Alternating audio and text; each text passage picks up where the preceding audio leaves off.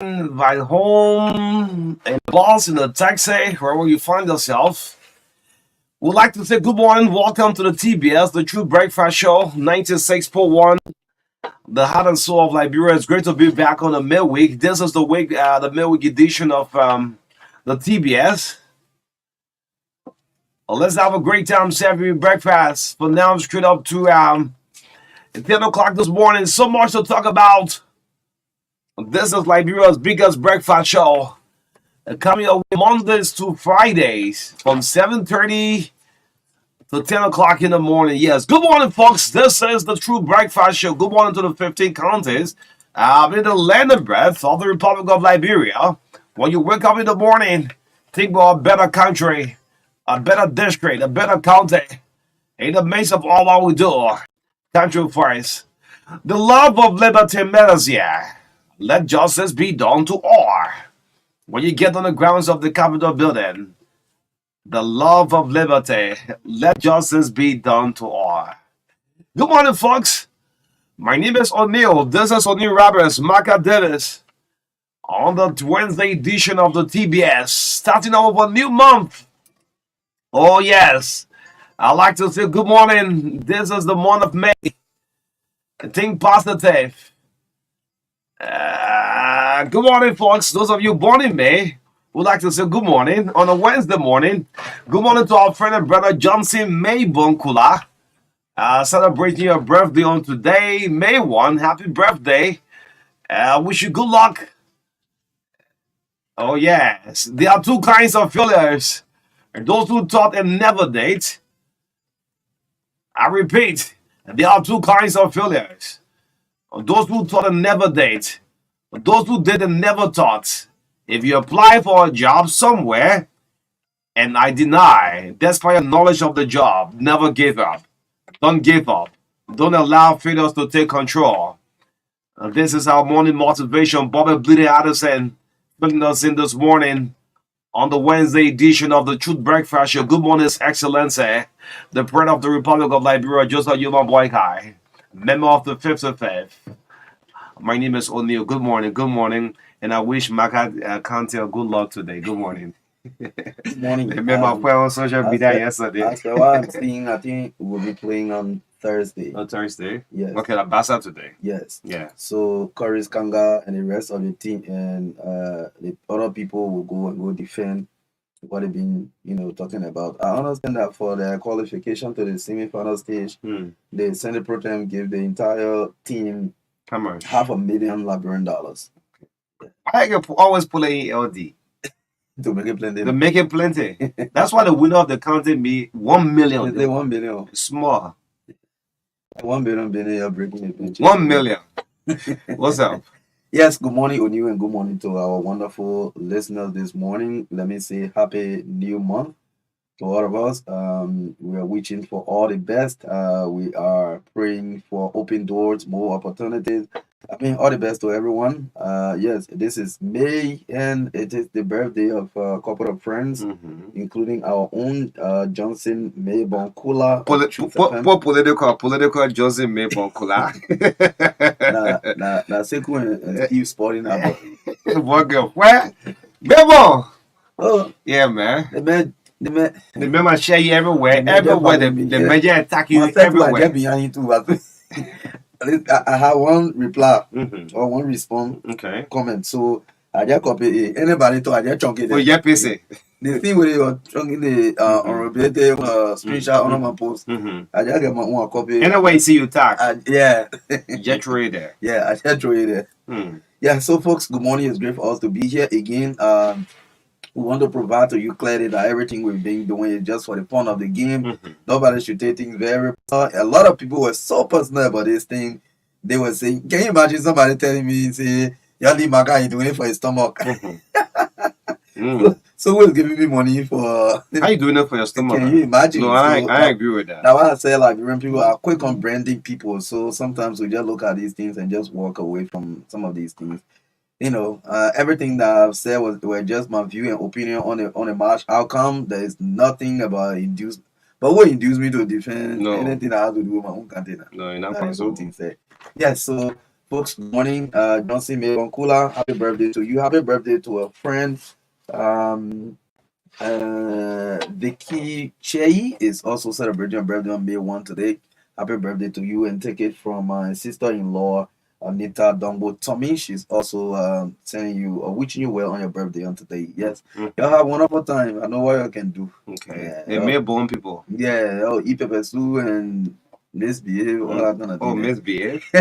And Melbourne did something. The man put the whole money in the middle of his name. Yeah. I don't know whether his passport is carrying Johnson Mayborn. Mayborn Kula. It probably miss you. Investor Chidople, good morning. Good morning. You always following the show, and I mean it's great to always do that. Chidople? Yeah. Yes. Investor Chidople. He's the founder of Rescue Youth Alliance. But I haven't seen any press release and other any activities from the Rescue Youth Alliance in recent times. This organization has been running for I think over 2 years or more, and they've been doing humanitarian work. He's a Liberian journalist anyway, just for you to know. He's a Liberian journalist. Is it just after first time with Spoon? Yes. Okay. He's always covering the presidency. Okay. Yes, good morning to you, brother. And I hope that you will try to solicit some funding for the Rescue Youth Alliance, so that the way they rescue now, they will not link it with Rescue Mission. Alliance. Yeah, it's a youth organization established ever since before the Rescue Alliance. So nobody should link the main organization with the political rescue. They're doing humanitarian activities, assisting students with most of the time during the opening of school. They will do distribution of materials, especially school materials, with students of various campuses and other initiatives. So thank you, Sylvester, for a little impact. That's why we say all of us should try our best to make as much as a little impact that we can make on our society. Again, I would say thank to TAR Foundation. Oh, Orlando Blambo. Yes, that is run by Orlando Blambo. I want to say congratulations to him as well, because these are young people. I mean, there are a lot of young people who really don't care, but other young people are so passionate about education, about other things that concern other people. So we call these people humanitarian. Like for me, I'm giving back through sports. Yeah, through sports. That's very good. Yes. Okay. I'm the president for 10th division side. Exactly. Then when president going to field, it can be easy. That's it. Yeah. You must always. Yeah, you gotta. So doing. So doing. So that's the birthday also of Yeke Koluba. Oh. Yes, happy birthday to district number 10 lawmaker. I thought the lawmaker was going April. You look yeah, Melbourne got the same birthday. I beg your April people are not saying bad thing, but he really looks April born. April born? Yeah. Again, happy like April basing so. Yeah, April basing. What? Yeke birthday. Happy birthday to Yeke Koluba. Oh, see the mail post for your birthday. There, let me read Yeke Koluba post. Johnson Melbourne could have read us also. Dear Heavenly Father, I'll come before you today. Now you get ready, the mirror can be firing. Dear Heavenly Father, I come before you today with hearts full of grateful gratitude and joy. Thank you for this special day, for the gift of life, and for the opportunity to celebrate another year together. As I gather with my friends and loved ones, I ask for your presence to be with us. Happy birthday to the General. They may take the General from Akara Green. He calls himself General? Yeah, he took it from Akara. Akara Green, I'm not again. So we'll turn the General over to Yeke. General Yeke. But Yeke used the General name anyway. Yeah, he used the General name. He was small, he was. You've been a General. So Akara Green, you're impressing. They call himself General. You're not a real General, you're a civilian General. And since after the election, I never heard the former representative calling himself General anymore. No, why you be General? That defeated general. Yeah, former general. Yeah, or retired general. Retired general. He retired general. Who knew you call? Daniel Zanga. Okay, that's Zanga. Prince Johnson. Retired. Yeah, retired. Geraldine George is retired. Yes. Okay. I can't really category there. Yes. Happy birthday, Yeke. Happy birthday, Johnson May Bonkula. All of you celebrating in the month of May. So, Marka, before you do your lineup, this video is the most trending video on the social media. Have you seen a video of former President George Weah? Look. Oh, the karate video. Look, this guy, this man know how to get the public attention. Everybody's attention was about Joseph Boyka 100 day. George Weah in his mind say, "Wait, look, let's take something. Let the internet run or something. Let's take the attention." And CDC is very good in opposition. But Carrasco know how to make karate show. Karate show. The only thing John Wilson was there, Carrasco say 100 years ago, he became a master. We put this video, we do a video when I started. Yeah, so as Richard bring on the video, I don't know whether this whatever text message is a joke. Say, my man Grand team was rating the Senate, informing them that they are prepared today to play the next game. Wow. They were dressing. Anyway, they just informing the Senate now. Maybe they didn't complain. They will look into that complaint.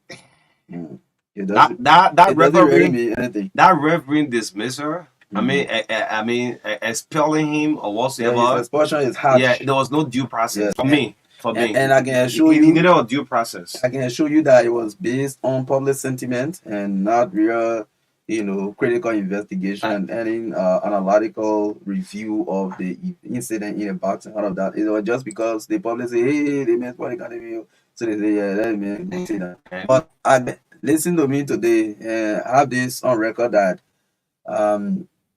Josephus will be that expulsion after the tournament will be reduced to suspension, and that suspension will be lifted. You should take an appeal. You should take an appeal. Yes. Go to the court of arbitration. Yeah. And take an appeal because I know in a career he know that. Yeah, because if you carry that video anywhere, like I said before, if you carry that video anywhere for technical review, they will tell you that the decision was at the discretion of the referee, either to blow for that's why we don't have a VAR. Yeah. So at his description.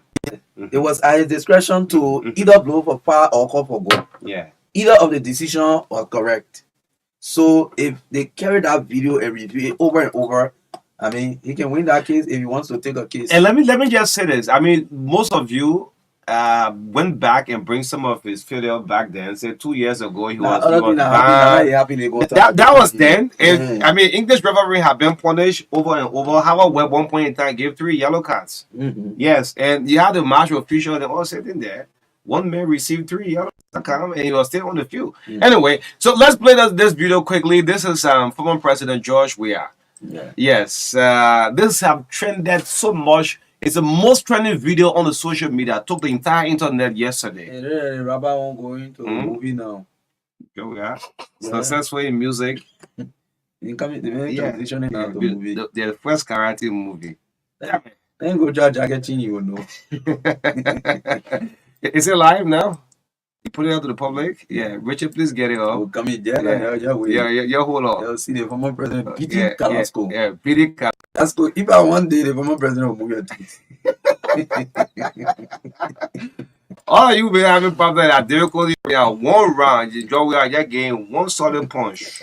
Yeah. So this video, now I'm sensing from this video that in my own mind now, I'm still fit. I'm still fit for the presidency in 2029. All right.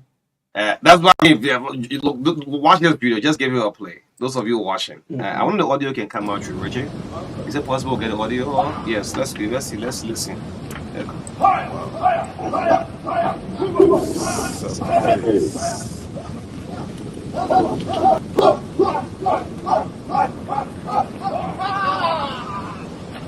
I made that. Oh, wow. Carrasco's for the whole video. You see the way he went down? He was nowhere hit. He did not go in round the punch. No. He was not even hit. Look at that's the problem. See? Carrasco lying. Yeah. Look at Wow. Yeah, you just send a video to Joseph Boyka and let the president last for this point. Yeah, the point that take the whole country. Anyway, yeah, man, spoil the whole show. Yeah. The director will come and say, cut. Yeah, cut. Yeah. Let's take this shot over. This is not how Tampon used to die in the show. Tampon was a wicked bad man in the show. Tampon, movie. Anyway, this is the Breakfast Show. It's 8 o'clock. Let's see what we have on the lineup. Yes, good morning, folks. This is the Truth Breakfast Show. My name is O'Neil. Marka running straight up to 10 o'clock in the midst of all. We'll do country for it's a running edition Very interesting edition of True Breakfast Show this morning. Let's see what we have this morning. Yeah, so it's May 1, 2024. Again, we love to say Happy New Month to all of our Liberian people and those who are also residing in Liberia as aliens and foreigners. Welcome to the country. Coming up shortly, we'll bring you the health tips with David Coty for at least 3 minutes this morning. That will be followed by the review of the local dailies. In our studio chat, um, this show, let's acknowledge that this show is proudly sponsored by Orange Liberia and EcoBank Liberia Limited. So, in our studio chat this morning, we'll talk about President Joseph Boakar's decision to order the closure of Western Cluster. I have been trying to get this audio. I struggle with it. Yeah, I really needed it, but we'll get it yet tomorrow. Yes, we may likely play it this afternoon. So, yes, the president said Western Cluster, they're just taking our resources from here. They're not doing nothing. So, I tell them to close that place. Close it. Yeah, that's what the president The said. radio pool, they're crying on there. Yes, the president said they should close it. So, yeah, so we'll talk about that briefly. I think that is that's the president giving listening ears to his people. Yes. And again, ArcelorMittal workers living makeshift structures complaining about that and they want improvement. We've been talking about it. 100 days deliverables. Today mark the 100 days. Wow. Happy 100 days to Joseph Wow. Boakai government. All government officials, happy 100 days. Wow. Yes, again, we will make this SOS call to save the life of Sir Johnson. Yes, Sir Johnson. Yes. And another major issue. I understand that some opposition figures are planning to join them in that protest. That's what we've heard. So we'll talk about it this morning. Again at 8:35 to 9 o'clock, we will open the line to have you interact with us on the show this morning on a segment. Talk to your leader at 9:15 to 10 o'clock this morning. Scholar Wanto T12 will be our guest on the last segment of the TBS, talking about how students can have opportunities to study abroad and other national politics, among others. Yeah. I know the move on the AR issue. Yeah, absolutely. We'll talk about all of that. Yes. For the fact and for the record, Wanto is one of the brightest young minds that Liberians have, and a lot of young people are following them. And for me, I'll personally ask him, you guys are leaders in the youth community. A lot of people are following you. You think the whole Facebook back and forth thing that some of the senior followers should copy too? I will ask him that question, he will answer. Yeah, so this is what we have for you this morning. Last segment promises to be interesting. We'll have great interaction with Wanto this morning on the TBS. In the midst of all, country first. Great, beautiful lineup. And the book of condolence is opened up for Joseph Kakula, our Nimba County. We work with Truth FM Nimba. Yes, the book of condolence open up. Those of you in Nimba, Sakli P in Bond. The DDG book of condolence, Joseph Kakula, who died a couple of weeks ago, so you can go signing the book of condolence, Cyprian Colley, and the rest of the team there in Nimba would like to say good morning. Thanks so much for bringing us through every morning. And so something coming up from the Supreme Court. Yes, on the Governance Commission. Suffer a legal blow. We also slip in that. Yes, let's find out what's making news with our hip tip. David Ernest Coty, reactionary tendency. David Coty is going to fill us in. And by the way, we want to say thank you to David Coty. David is the first person that surprised the True Breakfast Show with what we call breakfasts. Yes. No politician, I repeat, have ever done so. David Coty wanted to say thank you, gave the man Thank flower you ways so and much. life. You just listen to Oni voice, you knew straight what you needed to eat. Yes. Yes. And he drove through border of Texas, a self-hand delivery, and said, look, gentlemen, what you guys do every I had my package, Oni had his package. Yes. Yeah. Equal distribution of the fair cake. The next thing we want is to go to the house. And eat Even together. yes, even Teron Congo have not done so, right?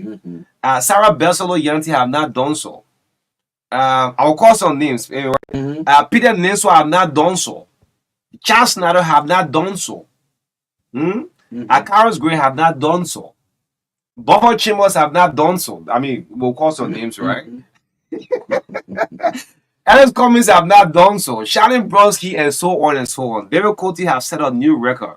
How about the Algorithm CEO? Musa Belete too have not done so. I mean, you know, with the Arsenal people, and by the way, supercomputer have predicted that Arsenal will win the Premier League. What the supercomputer? Supercomputer. Binta Ability have not done so. Mm-hmm. Madina Wise have not done so. The record David Kuti have said. I mean, CSA Ellen time. Yes. Etc. Etc. Etc. Etc. All of you listening. Anyway, let's bring on David Ernest Kuti with our help to this morning. Pass. Actually, thank you very much for the comments and your commendation. Thank you. I appreciate it. Okay. Yesterday, we talked about what you should not eat if you want to be sexually active. This is part two today. Okay. Mm-hmm. Part two is eat the following foods so that your wife can refer to you as my husband and not that name. That is when you're not home and somebody wants to ask for you at home. Where's Mr. Jones or where's Mr. Coty or what? If the woman says, my husband is not here, then it means that you are doing well with your midnight justice. But if she says to the person who's going to visit you, that man not here, before I continue, please be reminded of the three basic rules when it comes to eating. Number one, timing. Timing is good for digestion purposes. Number two, moderation. Don't eat too much and don't eat too less. They must be moderate. Number three, consistency. Continue to eat certain foods all the time if you want to get health benefits. Now you eat one apple today, after 1 week you eat one apple. No. You gotta be consistent. That's the only way you will get a benefit. Now, number one, what you need to eat always in order to get your sexual life active. Number one, virgin olive oil.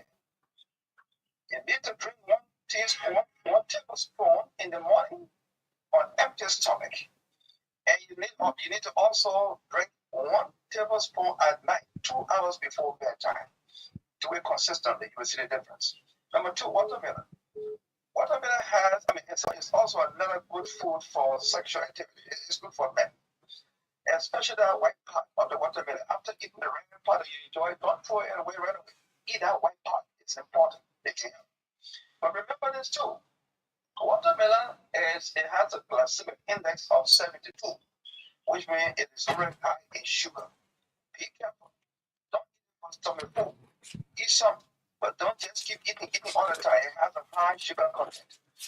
And I told you already that glycemic index simply means how quickly a particular food raises blood sugar level after consumption. Now, number three, what you should normally eat, you should eat berries of all types, blueberries, strawberries, blackberries. Eat them; they are very good.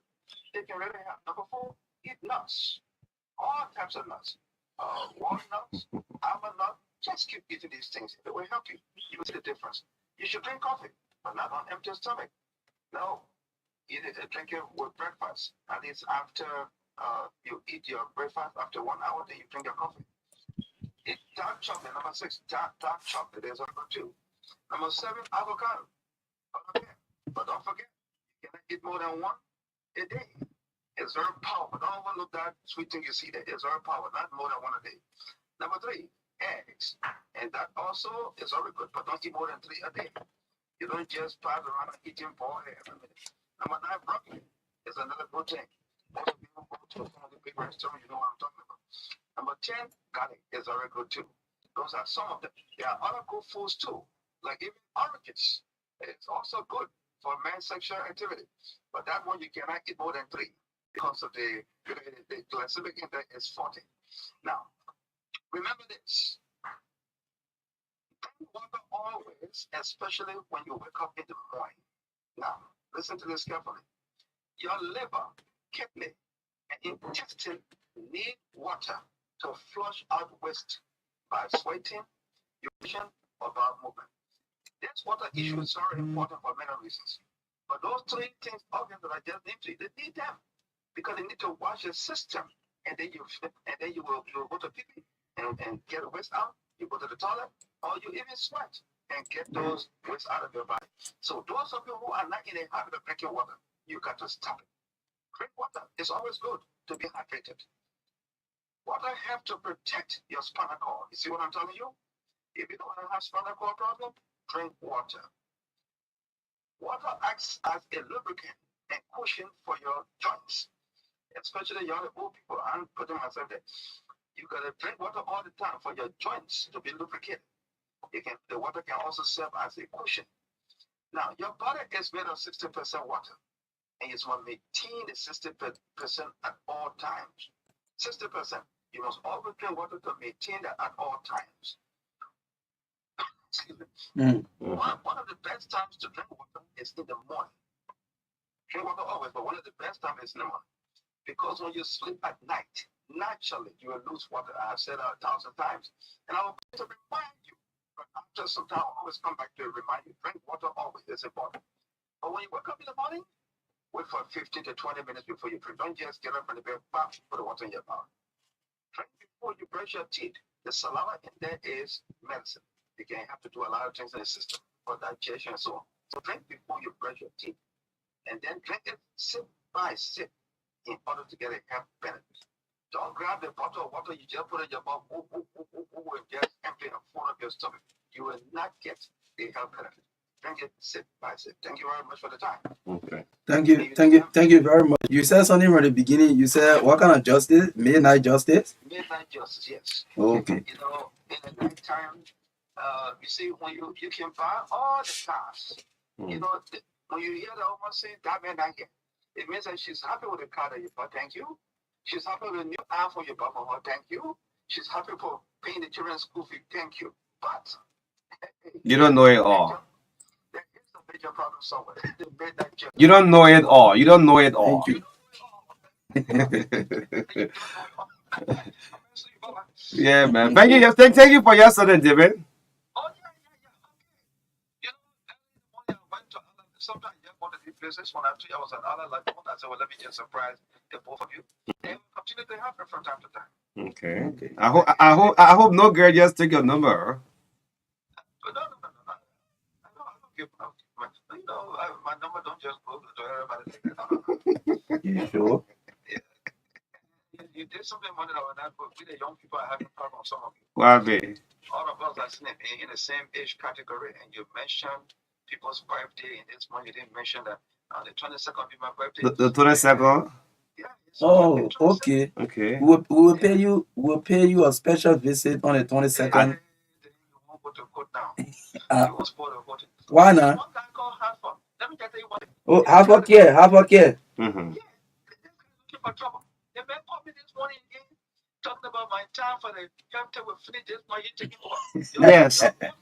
Your tenure position for this health care expires this month. Yeah. No. So, but 12 years is low.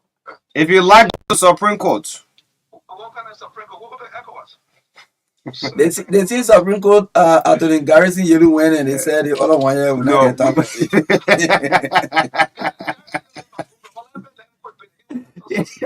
Elected No, they got down with that thing said the junkie also is in no case there. Small thing, he can go get the best lawyers in the world. He will not win this one. No, that one is control here. We already said that case.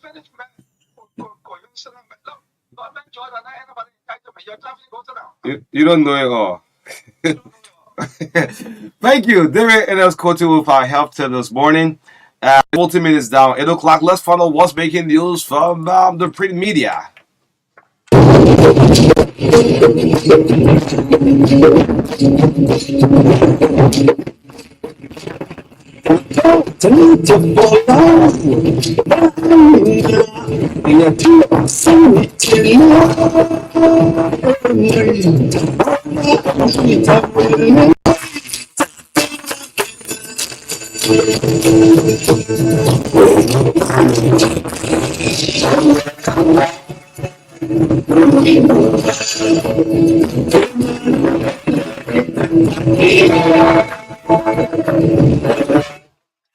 And someone sent me the text saying they can't wait to replace David Couture of the health tip. Yes, as a tenure expires on this month, right? A tenure position. Yes, if you like, you go to the Supreme Court. It's an ECOWAS call. All right, what's breaking news from the print media? Let's go strictly with the local dailies on this fresh edition from the month of May 2024. The front page of the Inquirer newspaper. Last night I got this paper from Winnie Jimmy. 11:58. Okay. Damn it. Yeah, she set new record ahead of Alfonso, Sam Odin, Willie Yeah. Hamill, all of them. And William woke up early today. Yeah? I think William woke up early today. Go. She set new record. Mm-hmm. We need to see why. Anyway, yes, what's making news from the front page from the Inquirer newspaper? Johnson vows to combat transitional crimes as new defense chief speaks on AFL reform. Well, this is the new defense boss. Capture on the front page of the Inquirer newspaper. Geraldine is on the front page. The first defense minister female. She's here addressing the Liberian Senate. Grab a copy and read the rest of the story. Still on the front page from the Inquirer, withdraw PLC nomination. Nima County lawmaker asserts.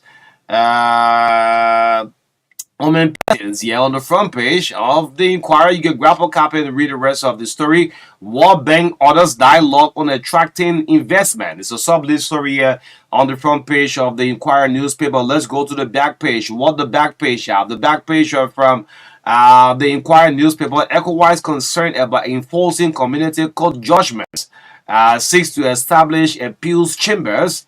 It's on the back page of the Inquirer. Still on the back page, LMA suspends superintendent in Ganta. What is it? Of course, I'm seeing on the back page, Tenant Young, the superintendent is suspended. The LMA suspended for what? Grab a copy of the Inquirer and read the rest of the story this morning. Let's go for the Daily Observer newspaper. The lead story on the front page is Senate places mining cartel ringleader on its radar. Senator Amara Connor says Gao Feng, aka the real minister, must be investigated for clandestine mining activities. Well, the photograph of the Chinese national Gao Feng is captured on the front page of the Daily Observer newspaper with the nickname the real minister. Whoa. Yeah, they can call him the real minister. Okay, mine's right. Yes. Damn it. Yes, his photograph is captured right alongside the Senator of Bapolu County, Amara Connor. And another sub-lead story on the front page, Bong County Superintendent EPA boss calm down angry Patawi residents. Plead with them for the reopening of the Patawi Waterfall Resort. You see the photograph of Dr. Emmanuel Yakwaulu alongside the superintendent of Bong County on the front page of the Daily Observer newspaper. This story, Supreme Court declined to hear LTA commissioner's suspension case. Oh, they also filed a complaint. Okay. Yeah, so the Supreme Court say we're listening to that one. Yes. So that's what it is. Let's go to the back page of the Daily Observer newspaper. CSOs on land rights. Liberal Land Authority meet to governors support for land sector. So that's the story on the front, the back page of the Daily Observer newspaper. Yes, let's move on to our next up. This has to do with the New Republic. The front page, what's making news on the front page of the New Republic? May 1, Baba Moto, Max Government, over sector's motor purchase of water trucks. Baba Motors, mixed government,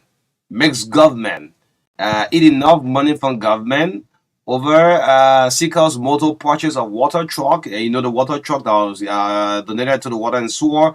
Almost 10 water truck has been captured on the front page of the New Republic. Grab a copy. The story is on page 10. You can read the rest from this story on page 10. Still on the front page, Boyka makes first official business trip to the U.S. Yes, the president will travel to the U.S. I'm hearing for 16 working days. Yes, I'm just a Boyka. To make first official business trip to the U.S. It's on the front page of from the New Republic. Grab a copy and read the rest from the story here. Still on the front page, transforming healthcare in Grand Bassa County. Asila Mental, making fun. Let's go to the back page. What the back page have? The back page of the New Republic. Yes, the back page is right here this morning. CDC warns government. Why? Why is CDC warning the government against inviting instability or chaos? Well, the head of the Congress for Democratic Change, former President George Weah, has been captured in a barrel wearing a blue beret of the CDC. CDC warns government. You can grab a copy and read the rest of from this story this morning. Liberia reform movement rises Senate. What? What's the communication that are written Liberian Senate? You can grab a copy here And finally, on the back page of the New Republic this morning, Assistant Labor Minister wants safety welfare for workers.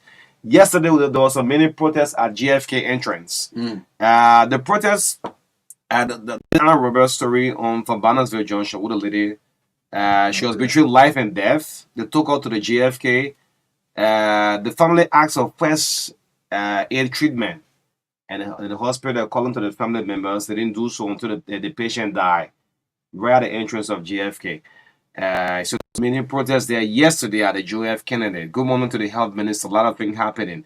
Yeah, so this ends the review of from the New Republic. Yeah, let's go for the hot pepper newspaper, 40 Liberian dollars on the newsstand. The banner headline, Ellen Johnson Sirleaf opposes war crimes quote. The photograph of the former president is captured on the front page of the hot pepper newspaper. Says Ellen Johnson Sirleaf opposes war crimes quote. Then another the sub-lead story on the front page, wrong signal of dedication to the rule of law. Central describes Bwaka's action at the Liberia Telecommunication Authority, wants him reconsider decision. And Daba alarms over threat on his life.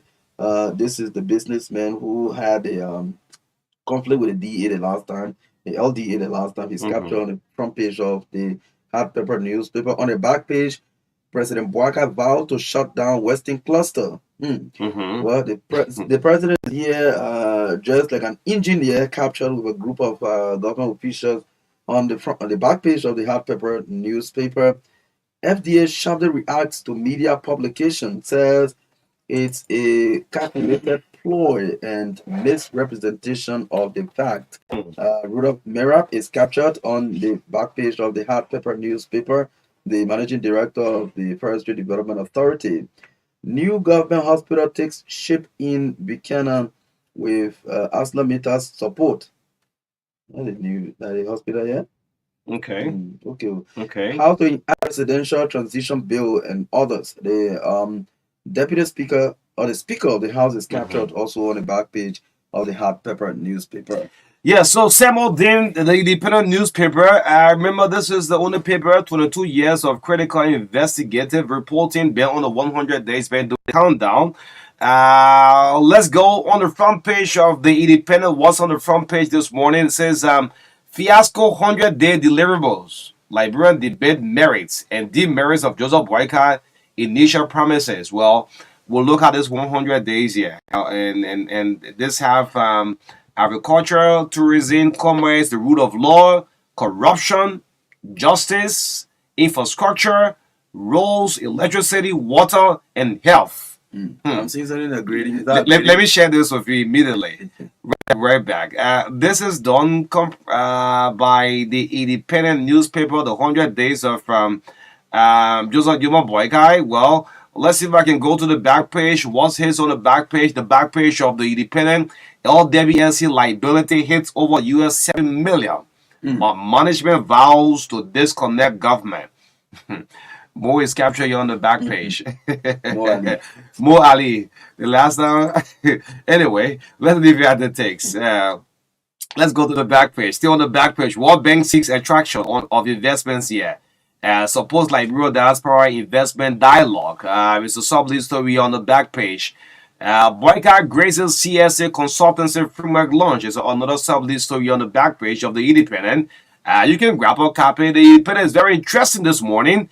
They are great. Joseph Boycott 100 days in terms of they have the great year. Yeah, like when the semester ends, a report card. Boycott 100-day report card. Subjects: agriculture, tourism, commerce, rule of law, corruption, justice, infrastructure, social services, roads, electricity, water, health. Yes, grab a copy of the Independent. Yes, and this is the Women Voices newspaper, 40 Liberian dollars. The lead story on the front page, quote, Duchess suspended LTA commissioners, hope denies them rate of prohibition. The photograph of winner Zakwa, Israel Ekinsaya, and others captured on the front page of the Women Voices newspaper. In the sub-lead story, the Brigadier General Geraldine George defines MOD odds, set to become Liberia's first female defense minister. MOD is the Minister of Defense. So the photograph of the retired Brigadier General Geraldine George is captured on the front page of the Women Voices newspaper. Okay. Yes, lastly for my end, it's the front page. Yes, the front page, Africa. What's making news? Runners here, front page. We are going to close them down. You respect us. You are going to, this is Wesley Cluster, Accident Metal Workshop. We are going to close them down. It's a major story on the front page, Africa. President Joseph Boykai threatens to shut down Western Cluster, in fact, claims that they are damaging the roads, contributing nothing to the country. Boykai shuts down Western Cluster. It's a major story on the front page of the front page Africa. Grab a copy and read the rest of the story. The sub-lead story on the front page Africa. This has also taken the internet. Let them talk on Facebook. Who is saying this? I'm listening to our president, Joseph Boykai. He said, let them talk on Facebook. Let them go on Facebook and the media and say what they want to say. But will ensure that Liberia becomes a country of respect, honesty, and value. Joseph Boykai, president of Liberia. Well, you don't know it all. People protesting here and say they will help, they will continue. Okay, we'll do what's it? What do we do? Census? How many of you want David Coty to steal the health tape? And how many want David Stenius to position to be out? Yes. Yeah, so that's it. That's it for the local news this morning. Yes. Thank you. Thank you so much for following the review of the local dailies, and that's one of the very important components of the show, to have you informed about what the papers are reporting about our country. There was a little kind of misunderstanding or information about the CEO and founder of the REJ, Comfort Mental Health. This lady has constructed a mental health center in Painesville. We had intended to have her on the show to come and discuss about it, but there was some kind of something. So we will have her here another time. We'll reschedule maybe tomorrow or Friday so that she can come and talk more about her efforts. Yeah, we're so sorry that we had this conflicting information. Thank you so much for accepting to reschedule, madam. Yeah. Yes, great. So the show is proudly sponsored by Orange Liberia. Yes, the bigger GSM company, and of course our proud sponsor as well, Echo Bank Liberia Limited, the Pan African Bank, the bank that is trending with the salary advance. And I'm telling you, folks on government ministries, autonomous agency, we're all going, opening the salary account. We want to encourage you. Non-governmental institution, you can also open your salary account, and the bank is saying you can make on credit 50% of your salary and pay in 30 days with the lowest interest rate of 3%. Yes, the Winner Bank, the Pan African Bank. Kudos to that. Let's make this SOL call before we're going to the show. I mean, this SOS call is from Sir Johnson. Sir Johnson, I mean, this guy had been part of the RCR fan club back from our days from Ashmont Street. Now we are in Painesville, Duporel. I mean, he's between life and death. And those of you listening up to the radio, a $1 or 50 cents can help save this man's life. It's a humble SOS call I'm making out for Sir Johnson. I found it difficult even looking at him yesterday. I mean, there was someone active, love football, selling, being a hustlers, trying to survive for his little family, and doctor to say he just need a little over $600 or $700, and he finds it difficult. So want to place this SOS call. I'm going to announce the mobile number. If God touches your heart, at least, even it can be a $100. I'm not calling any high profile name because I'll tell people nowadays, most of them are difficult to reach. But the listeners who are following up, if God touches your heart this morning, that 50 cent, that 100 LD, that 500, that $10 could be a help and save this young man's life. Yes, absolutely. Myself, felt so, bad yesterday when I saw his condition. We want to passionate appeal to our followers, Liberian people, goodwill people, not just politicians, but humanitarians who can help this young man. Someone very committed and dedicated. He's being a part of this RC our family. Most of the time, when you come here in the morning, sometimes when he's selling, he will come around like that. So we feel very bad, and we are, appealing to all of you following this morning to make whatever little contribution you can make towards his treatment cost. I think Yeah. around $600 to $700. yes, US dollars. Okay. So we really want to appeal. Yes. And then, mom, God can bless your heart with and help and save this young man's life. I mean, you don't know your reward. God could reward you. Probably your children will benefit. So let me just announce this number. It's not a compulsory thing we are doing. I remember the last time we did an SOS call for a lady who gave birth to a triplet. And I can bring you a success story of this lady. What we raised on the True Breakfast Show, this lady, I mean, she's now living. And I mean, the children are surviving from the small business. We raised almost 100,000. To give birth, born in 3. Just getting one in the city is not easy. I'm gonna give birth to 3. And the TBS will raise almost 100,000 LD. Today, Munan and the kids, they are doing well. So those of you listening up to the radio, I mean, please help and save Sir Johnson's life. Sir is dying. Sir is dying, and you can be a help. Here is the number. I'm going to call the 2 networks. One is the Orange Morning, and the other network. The name on the number is just Sir Johnson. 0776. Some of you, there's another one, brother, man. When people start calling, and there are people making fun. Call and laugh and hang up the phone. You ain't even compulsory. It's not forced for you to call. Just send whatsoever God bless your heart with. 0776 08 4886. 0776 08 4886. That's the Orange Morning number. His name is Sir Johnson. Then the other network, 0555 77 5828.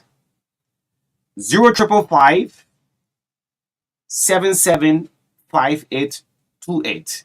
The name also on this is Sir Johnson. Whatsoever God bless your heart with, I mean, just go ahead and do so. I remember when I went to The Hague some part of last year, when I went to the Netherlands in Amsterdam, there was this lady who claimed up the longest storage building you think about in Holland. She was threatening to take away her own life. And guess what? Lady said she was so rich to the extent that the wealth she had is disturbing her in her home. Marka that day, the whole traffic in the Netherlands was blocked. Police was begging this lady to calm down. Radio Deutsche Welle carried that story. They took close to 4 to 5 hours. And at last, a counselor talked and motivated. The lady didn't take away her life by falling from the Orsted building down. And the news brought later on in the evening and said, well, lady is so rich. And the money she have, I mean, disturbing while you're home. And the counselor said, look, can you open up to an orphanage home, give back? And a year later, I mean, she's doing well. So please help and save this man's life. It's a humble call to you. Let God bless you. Thank you so much. This is the True Breakfast Show 92641. Well, let's go straight into one of our talking points. President Joseph Boyka have closed Western Cluster, Liberia. And you all know it's no secret. Radio is not secret. We've been on this back and forth about Western Cluster, how they have been operating in Bombing County. We are on the record for days for more than 2 months. The True Breakfast Show have been going back and forth with the company. In February of this year, the man was shut down by the Max Dancer, the Bushmaster, what we call the Country Devil. Country Devil took a full siege of the whole Western Cluster. We said that on the radio. 2 weeks later, I mean, the CEO of Western Cluster gave the Country Devil 4,000 US. You're listening to this, so Burger shutting it down. It shouldn't be a surprise to you. We said that on the radio. The Country Devil shut down Western Cluster. and said there will be no operational work here. And guess what? Few days later, they gave the max dance of 4,000. But residents continue to say, well, this company is not living up to the agreement they have signed, the MDA agreement. Poor roads, they mess up the roads. Hundreds, millions of dollars have taken through our iron ore. The blasting of sounds back and forth throughout. And we are back on the radio. At one point in time, we put the blame on Senator Simeon Freeman, Simeon Taylor, right? Yeah, calling the NPC leader. I thought GSTV posted protesting. They protesting here. Yeah, protesting. I thought DSTV posted protesting. I said I want low so he can hear it. You hear that one? Yeah, you can surely cheat. Yeah, so we've been on this back and forth. Simeon Taylor, the Ministry of Public Work under George Ruth Collins said, look, we put up cease, there should be no operation work. Then the senator too at one point in time lifted the ban. The House of Senate, through Simeon Taylor, he's the chair on that committee, he wrote communication, they lifted operation begin. We've been on the radio back and forth. It is no surprise that our president, my president, Joseph Boakai, shuts down Western Cluster, failing to live up to the agreements. The next company, good morning, His Excellency, he's watching for is ArcelorMittal. There are terrible videos we have in our possession. The roads that Lamco built way back, these are roads ArcelorMittal still runs on. Still go about. So thank you, Mr. President. ArcelorMittal, you next. Yeah. So again, it is a good thing, and sometimes a leader will take decision at the time you don't expect. When you are doing something inconsistent with the norms and values of society, and people raise issue, maybe sometimes you are expecting that there will be a communication or a press conference for the leader to make a decision. Once he's not talking, he's not paying attention. So what here? These are some of the thoughts that you have. So when a leader works on you, following complaints from your activities, and just look at a review out of your activities and just take decision once more morning. That's the kind of thing we saw from the president, because this Western Cluster thing, we've been talking about it here when the company's activities were halted initially, and then the Senate wrote, especially Senator Simeon Taylor, wrote the ministry to lift the ban and all of that. Later on, it started operating, and the locals started complaining again, and we brought this thing to the attention of the caucus members of stakeholders from the county, and not much were seen. So now the president said, I think on behalf of my people, I have to take this decision. So that statement made by the president, nobody should say, oh, maybe the president was not at the executive mansion dressed in cold suit and talking. That is a policy statement by the president. It is taken very seriously. It is not a joke. When a president speaks, he speaks. That's policy right there. So all the line institutions responsible to ensure that a company is shut down should take the immediate action because the president has spoken. Our operation. Yes, the president has spoken. The Ministry of Mines and Energy, the Ministry of Lands, and all other, the Labrador Land Authority and all other relevant institutions should take the appropriate action, whether it is by communication. That communication should be served today. Yes. Because the president has spoken. Shut down is shut down. Yes. Closure is closure. Yes. Yes. We move. Thank you, Mr. President. Your next area of attention should be at ArcelorMittal. But next week, there are terrible videos coming out from ArcelorMittal in Yekepa.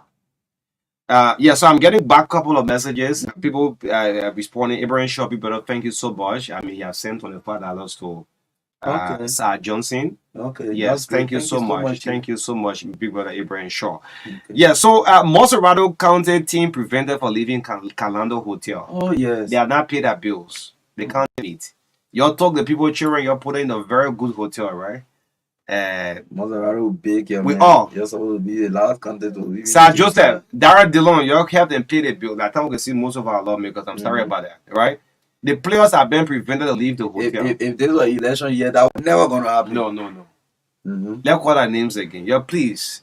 Calando management have still got seizure of Monserrado County team not to leave the hotel because they are not paid bill. They've been eating in the morning, in the afternoon, in the night, sleeping, having shower on electricity, everything, are not paid bills.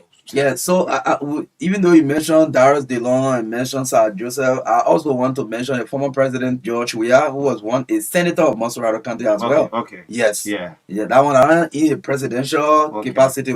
He is capacity as former senator of Monserrado So County. the reason why I call him DeLong, he was one person who seen the dressing room. Okay. Yeah, he went in the dressing room with the picking and taking picture of motivating that. Y'all go help and pay the bill. you know the story. They got one story they used to tell way back. They say Sparta wanted to go to two parties, so the other party holding Sparta and they holding him on the other side, and they don't. You know, they don't have this with Bassa. Okay. Small piece with Monserrado. The main bull in Monserrado. Yeah. Then small piece in Gamba. It's a shameful thing. Yeah, so please, man, this county is the biggest, the most populated, the richest county so far. Yeah. Yes. Yeah. The richest county so far. So we do not expect Monserrado to go through these kind of things. Absolutely. Yes, the city corporations and all the other institutions, you all pull hands together and stuff like that. Yeah, man. I think it's a shame to the county. We residents of this county, for me, I'm originally from Nimba County, but I've been residing here for over 20 years. You're squatting here? Yes, I've been here for over 20 years. So we have stake in Monserrado. Yeah, please do something. Shame, man. Not because I say we get stake, you must say I'm going to bring my contribution, but we get stake. Kalano been quiet. You make Kalano need to come in and be. People are not here but George Kalano for a very long time. Yeah, man. You make the council need to your papa in the area there. Anyway, yes, let's move on to the 100 days deliverables of President Joseph Yoman Boycott. At long last, 100 years is just like a day to go, thousands of years. That's why we tell people, even if 6 years, not enough. 6 years. Sorry, Brian, you do your best. Those of you who are caught up all communications, 6 years is just tomorrow. So today we are saying congratulations for reaching the first 100 days Joseph Boycott. Let's go to the Independent newspaper, one of the papers that I've graded. And we'll have our own grading, the own grading thing. But let me just say that the Barbados International Airport, good morning to the MD. The information I'm getting is something very saddening. And it goes down to the president, Jeremy Mesko. You could fall in very hot water. You'll tell the RIA managing director, there should be no business as usual. Let's just say the LAA, the LAA Airport Authority. Yes. Yeah, I mean the position Martin Hayes on you, yes, right? Yes. Yeah, the head of RIA. The president heard this information. I mean, it's a very sad one. Anyway, let's go to the 100 days that but let me just say this honor. I don't want to grade Joseph Boycott in the first 6 months. Let's give him a year. But for me, sincerely, I think there have been some progress. Yes. What Joseph Boycott struggled with is just the appointments in government. The rigmarole for position. I mean, that's the own statement I'm saying. I agree with you too. Yeah. Yes, I agree with you. The struggle for a job was something very difficult in the 100 days. And it's still been, yes. Withdrawal of appointment, this, that, and all these things. Yes, the tenure position. The people in the marshal should be sincere with the president. I think they are the reason why these things have been happening. Yeah, gotta be sincere with the president. But let's read the grade. Let's do our own grade because independent to them we say so on behalf of the Truth Breakfast Show, Joseph Boycott somewhere somehow have performed. If we grade him, perhaps we'll say like 76%. Yes. In terms of are there been progress with the roles? I think the teams they are working. So we can't sit down on the platform due to all fairness and say this administration have done nothing. Then will not be fair to our conscience and to the country. Yeah, we can say as per his promise, we can say he scored 20% in row. No, that's not. I mean, we can say that on the TBS. Yeah. Where he found the struggle in is the appointments. Their names been tampered with, and the president office is aware of it. That's one of the biggest struggle, and some of you will be replaced very soon. Let's go to the independent, what independent newspaper have for the 100 days of Joseph Boycott. So they said Boycott's 100-day report card. Subject and score by percentage. They said agriculture. So you can grab a copy of the independent newspaper so that you will be able to read why these grades. And you understand? Sure. Yes. Because if you say you score 15% in agriculture, you have to explain how. Mm-hmm. So get the paper and you read the details. So they say agriculture 15%, Mm-hmm. tourism 15%. That's the grading or Yeah. independent. Okay. Commerce 15%. Rule of law 35%. Okay. Corruption 35%. Justice 35%. Infrastructure, social services. Okay, that's honor that they say roads 20%, electricity 20%, water 20%, health 20%. So this is the grading by the independent newspaper for the 100 days in office of President Joseph Boakai. Again, I know everybody will have their own opinions and views about this grading. I myself have, we here at the TBS here have our own opinion on this. We do not agree. We think he scored more than 70, but all these grades, I don't think they are realistic. But what we can say is that you have to buy the paper and see the grading system, how they derive at these grades. So agriculture 15%, meaning that the agriculture boss, that on Nuta, I mean, 15%, you have the lowest here. Abi Muda. Abi Muda also promised 20 cents will be deducted from the rice. That it's just on the paper. So you also have 15% here. Rules of law. The rule of law. 30%. 35%. Corruption. What happened to corruption? 35%. Yeah, I think they mean efforts to tackle down. Yeah, to tackle corruption. Okay. The justice system to 35%. These are the highest back so far. Let's see if we can place a call to this managing editor. Quickly, don't do the general line. Yeah, sure. Yeah, Sam O'Dame. Let's hear the basis for his grade. Yeah, Sam Dame. Sam Dame is the managing editor of these people have been in existence for 22 years. One of Liberia's oldest the independent newspaper. Yes, let's see if we can bring on the managing editor, if you can go through, yes, then we'll get him on right after that. We'll pick calls coming up on Speak to Your Leader segment right here on the True Breakfast Show 96.1, The Heart and Soul. Newspaper people can sleep. Yeah, then you try to answer. Yeah, you have to. They can't agree. And trust me, the opposition black will run with it, people. Let's do a general call. Sam is not going through anyway. Yes. So just before we pick the calls, I received about 16 text messages. People threatening that if they replace difficulty. If difficulty on time is terminated, they will stage a protest at RCR. What? Yo, not easy. Okay. Yes, let's take the first caller this morning. Good morning. Good morning. Morning. Good morning to O'Neill. I just moved from District 4. A pleasant morning to the best lawmaker and also Adam Perry.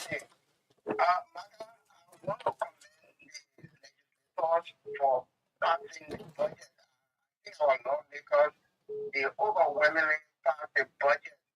So, Marka, I also understand that there was some adjustment made in the draft budget.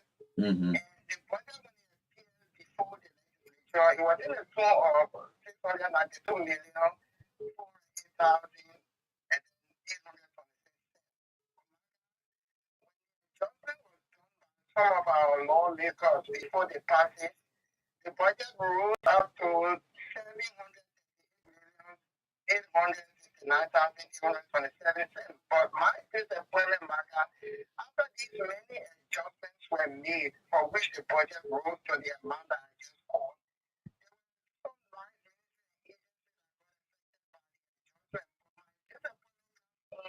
when I did not see the Ministry of Education and the Ministry of Health being affected by the adjustment that was made. So the question that comes to my mind is that these ministries are of less importance to our lawmakers. This is my disappointment. I think our lawmakers need to really give up their strength when it comes to the Ministry of Education and now the Ministry of Health. Because these ministries, they are very cardinal to us, Marka. Okay. So much we appreciate it. We also want to call on them next time to really make progress in this ministry. Thank you for having me. Okay, thank you so much for joining. I think I saw some increment in the budget for the National Fire Service and other institutions. Good morning. Good morning. Okay. How to be called the son of President we are. Okay. The percentage belongs to the justice of that particular people you were read at which is currently we are seeing the president violating the code of conduct, most of the position going against the area of the outcome of a ruling. He said that he accepted the ruling at the end of the day, postponing people from that current position. But what did the court ruling say? The court ruling says that those people were on the position And their initial replacement were not done in line with due process. So the president or the executive should exhaust due process. That's what the court ruling said. If that is due process to suspend somebody from that position and postpone the GSC to indict them. Postpone it. So again, again.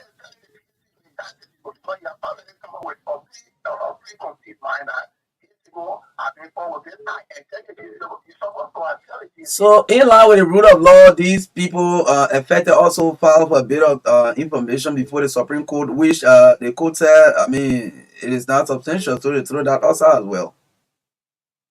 Yeah, but why would you suspend the people if you go for audit? Why can't the people be there if you conduct the audit if they are found guilty of anything? Yes, indeed, you cannot take a full decision. Okay. But instead, you already filed it.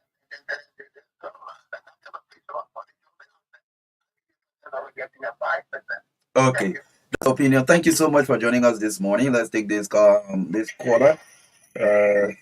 This is so offensive to me. If I have ratting, I will whip you this morning. Good morning. My name is Joe Kamo. I joined you this morning for my comfort zone identification series. What my kid can do. Marka, I will need this morning. I want to appreciate the president.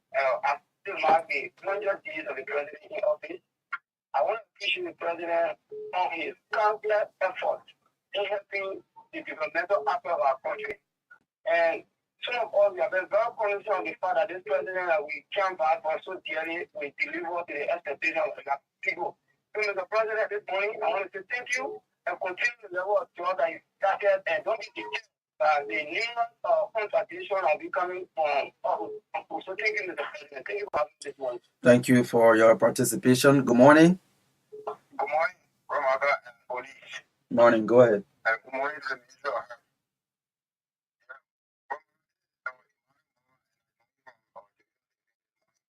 Okay.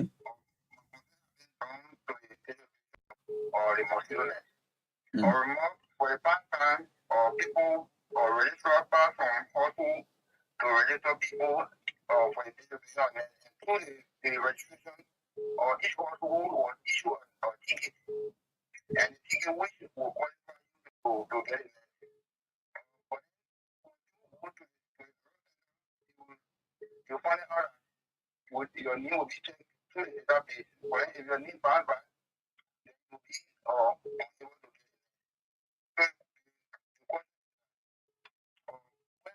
Thank you very much. Okay, that's a concern. I think the Ministry of Health will take note of that, especially the malaria control program. I can't do this. I always tell you, please lower the volume of the receiver before you place. Good morning. Yeah, good morning, Mark. Good morning very much to you and O'Neill. How is it? Yeah, we are great. Thank you. Thanks for joining us. Okay, you guys actually, ABC, sorry, True FM being our alma mater, you got really uplifted my spirit morning. The advocacy that we all started there and then we left it with you guys and you guys kept on your keys with respect to what you ought to do as journalists. And today, at least the government of the day is listening to us journalists to take some decision with respect to the Western cluster. I want to say thank the two of you for the job well done. You guys did the utmost best because you reminded me of my days when I used to go on the street to do street talks. You remind me of my days when I used to sit on the radio in the afternoon with Abraham Williams with discussing issues of national concern and nobody was listening to us at the time. Now today, look where we are. The advocacy will left there, and you guys are continuing it. I want to say thank you guys very much. Let's dig all those 30 things that past administration did to this nation. Let us be able to let people benefit. You cannot be holding no kind of thing, and the country looks so bad, or no better drinking water, no hospital, the facility, all of those things. Then lawmakers seated him on Monrovia enjoy the best of life, and the people who live with the people there got nothing to do with themselves. So I want to say again, may God richly bless the two of you for the job well done. Thank you for keeping the spirit of journalism up. Thank you so much, veteran Joe Wanda. Thanks for joining this morning. Let's take this caller. I will take this one. Good morning. Good morning. This is Straight Father. Good morning. Thanks for joining us. This is your first time coming through in recent time. Yes. Exactly. Thank God today, because the men they can just dominate the whole line. I'll tell you. Go ahead, man. So my attention is drawn also the king, the past king, Okay. and Nima and Grandchildren. grandchildren. Okay. That was a nation against a nation. And I think the government was not proactive. It was not only grandchildren. It was the host of instinct against the West. That's my point. Mm. And this time around, let us try to put every necessary thing in that. At the point, I think it was wrong, that decision of just Expelling the rep or what? the ref was a bad one. I think you need to revisit it. Okay. It was a situation. I mean, the main thing for the king is the unity refinement. But we see we go for a lot of heights. A lot of times that when somebody see it, it was I saw the video, I saw people just deliberately destroying things. I tell you how much people go with, especially the youth. So as we'll be going for another one again, I don't know today or tomorrow. Today and tomorrow. Okay, now all security they put in place that when I have another story again, I will have to be filming the radio, the internet, and see.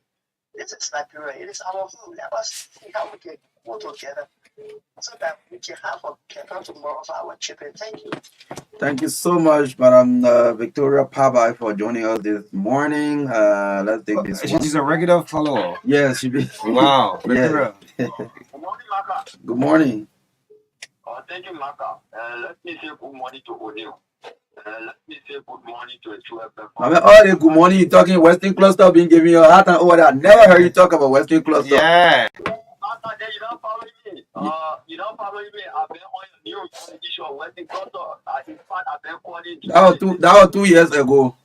Yeah, they I've been calling for the Western Cluster because we realize that the issue of Western Cluster is I can't tell like a full one up company to reflecting the issue. I listened to the president yesterday on the news that they telling the minister that they need to close down West because I want to acknowledge him. I don't want for it to be a mentor. I need action to be taken now because probably. But the president has spoken. He said, "Mayor talk." You think this is the minister of public works? You think this is a senator? We expect that as of today, the Ministry of Public Works going to communicate with Western Cluster, ordering them out all activities. That's the president's position. It must be communicated to them. Simple. Now, not praying. They want not praying video. Listen. Okay. For the president yesterday. So all the ministers to see how coming Tuesday to see how what the government can be closed. Thank you for the opportunity. Okay, thank you so much. You know, somebody they not everything people can pray for. No. Something that not require prayer. and the next concession company is ArcelorMittal. Yes. Mentor. Mm-hmm. Good morning, Marka. Good morning, O'Neill. Good morning. Ryan, I'm Afrobeat kid. So we must commend the president for the action taken because he said that the mining sector is one of the major problems in the country. And so by closing down the Western cluster, I think it's one of the good things that he has ever done to the 100 days available. Okay. The next thing he needs to look at Lamco, where I grew up. That place I grew up is not the way, and I don't want to go there to cry because I know when we were in Ikepa, Lanko, how it was. Lanko what Lanko? Lanko, yeah. I started everything in Lanko. Okay. My life, everything. The Lamco road is still being used by Accident Mentor. They are still using the program. Yeah. It can continue to be bringing water, and then people will be continue. Those structures that were built by Lamco are very solid and strong. They are still there. Why can they go and run a bit and build those places? You know, it is not good. The president do something about it. The last time I was there, he was president. We are watching. Okay. Not doing well. Okay, thank you. Let's take this one. Good morning. Good morning. Good morning. Good rapper. Good morning to our peace loving people of District 6. This is one want to see join you on District 6. And basically, I would like to appreciate you very kindly, most especially for the second birthday and the unique broadcast to continue to provide for the Nigerian people. But this morning, I want to say to Honorable Reverend Dr. Sarah Reynolds, Honorable Reynolds continue the representative of District 6 Mozarado County.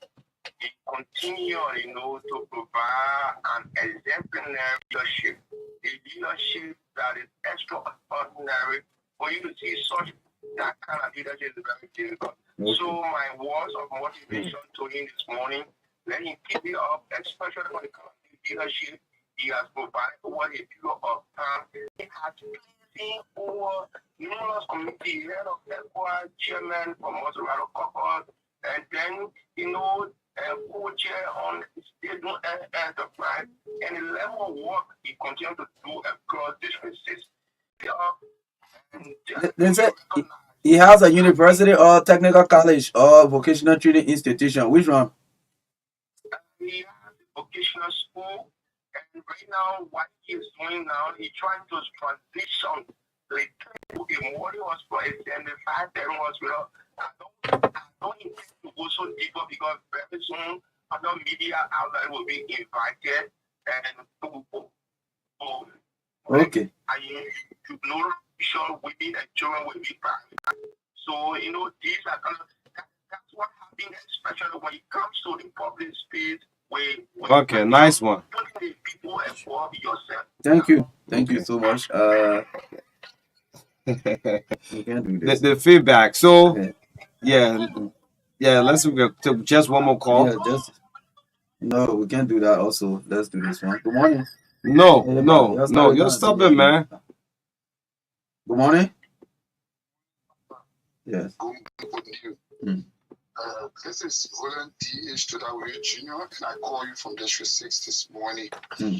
Quickly, let me go by congratulating the President of this Republic, His Excellency Ambassador Joseph Marka, for the approach with regards to the steps pressed out about the Western cluster, and with regards to some of his tangibles in his 100 days deliverable.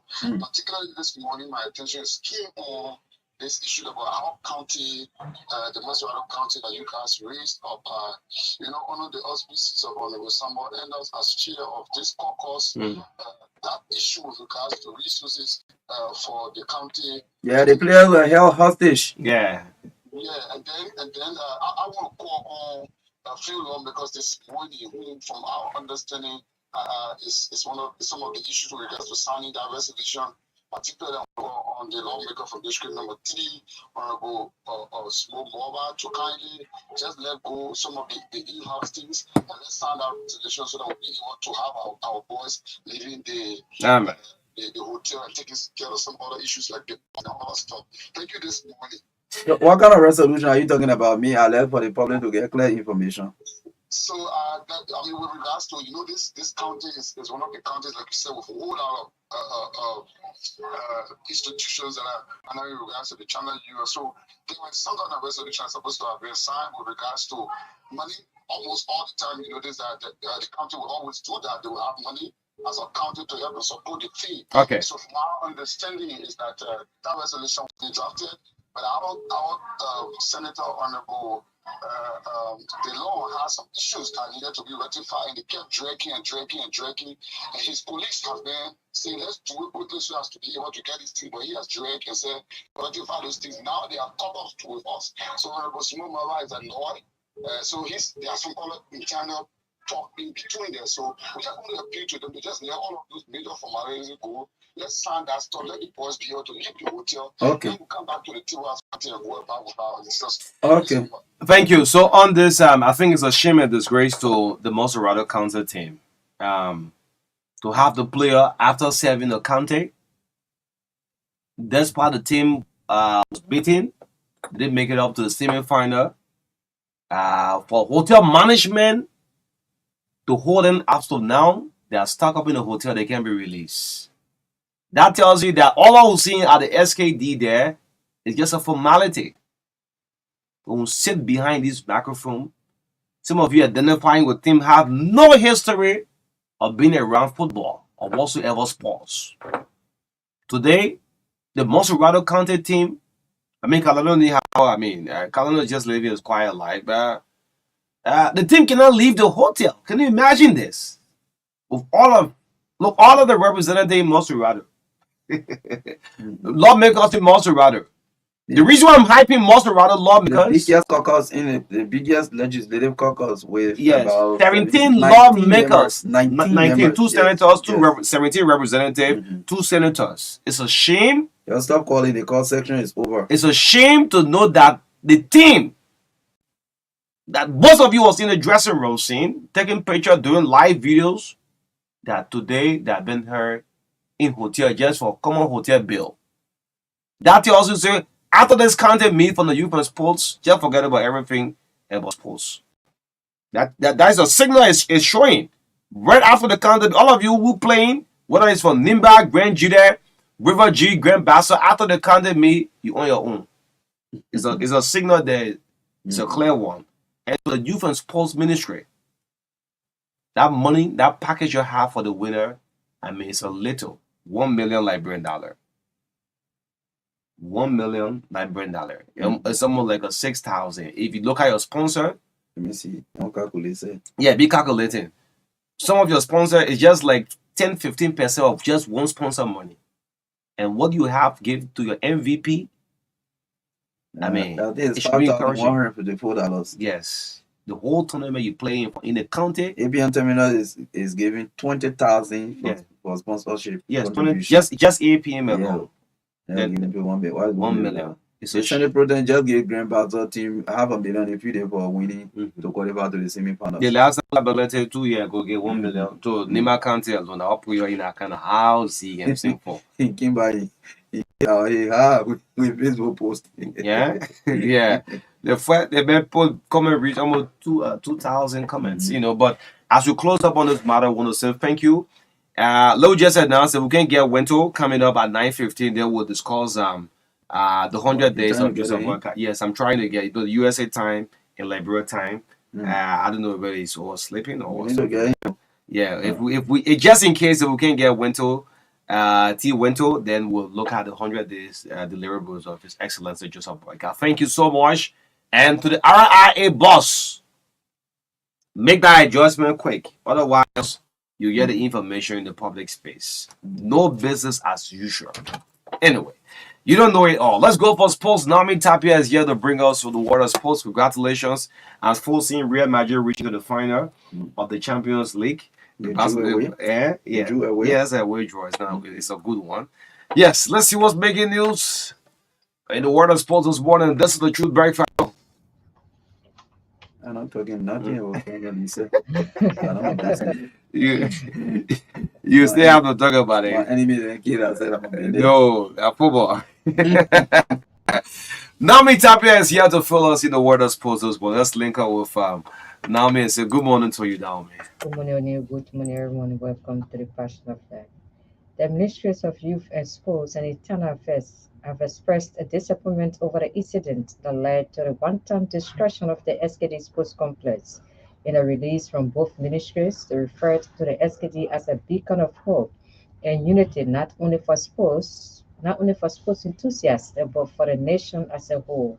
The organizers of the competition continued that the aftermath of the game between Nima and Grenadier did not exhibit the spirit of sportsmanship, but was characterized by wanton vandalization of the facilities of the sports complex.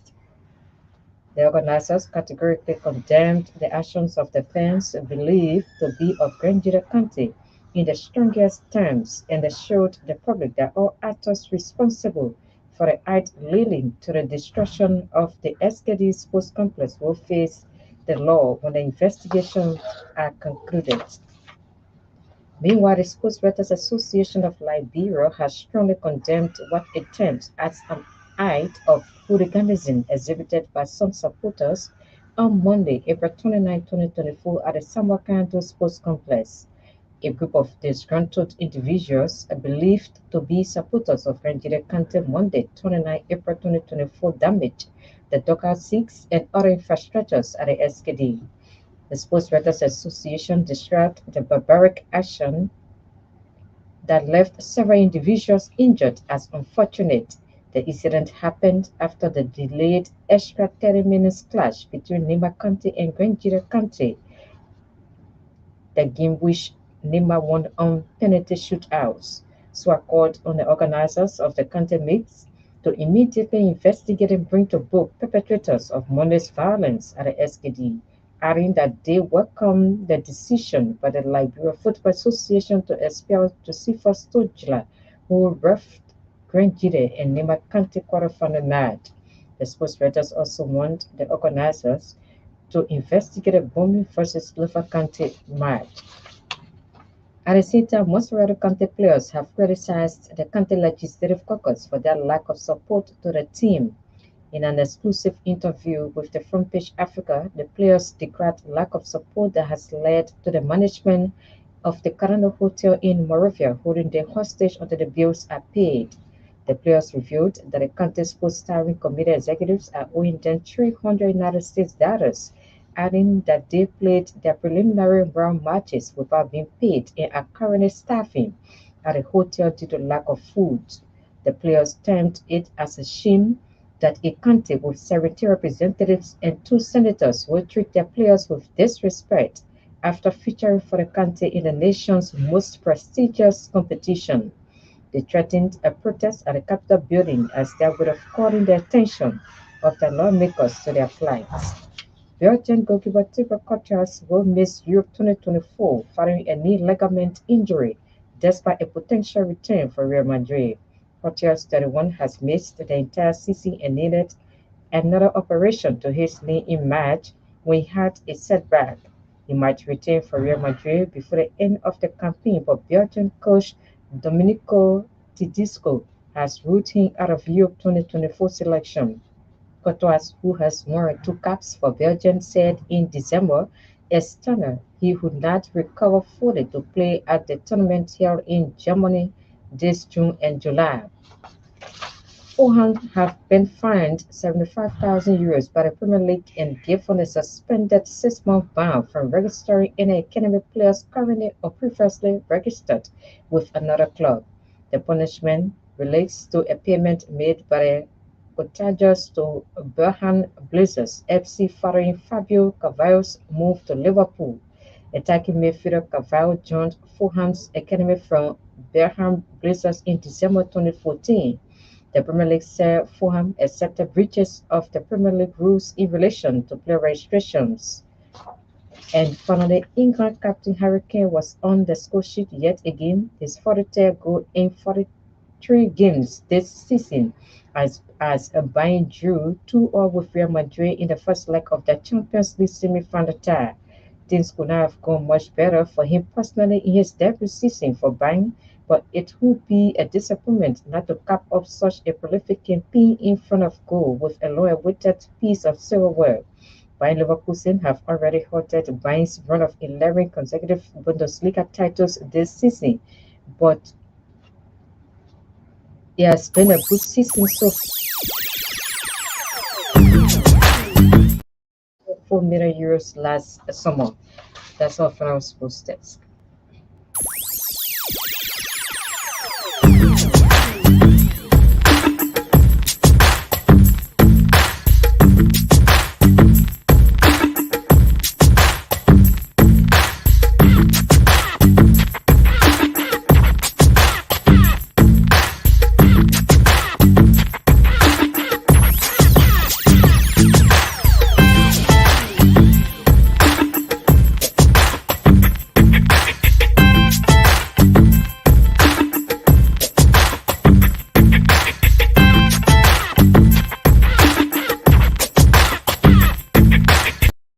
are watching to pay my taxes and fees easily. Brought to you by Orange and LRA. Alfred, I'm traveling soon, so I need to get my birth certificate.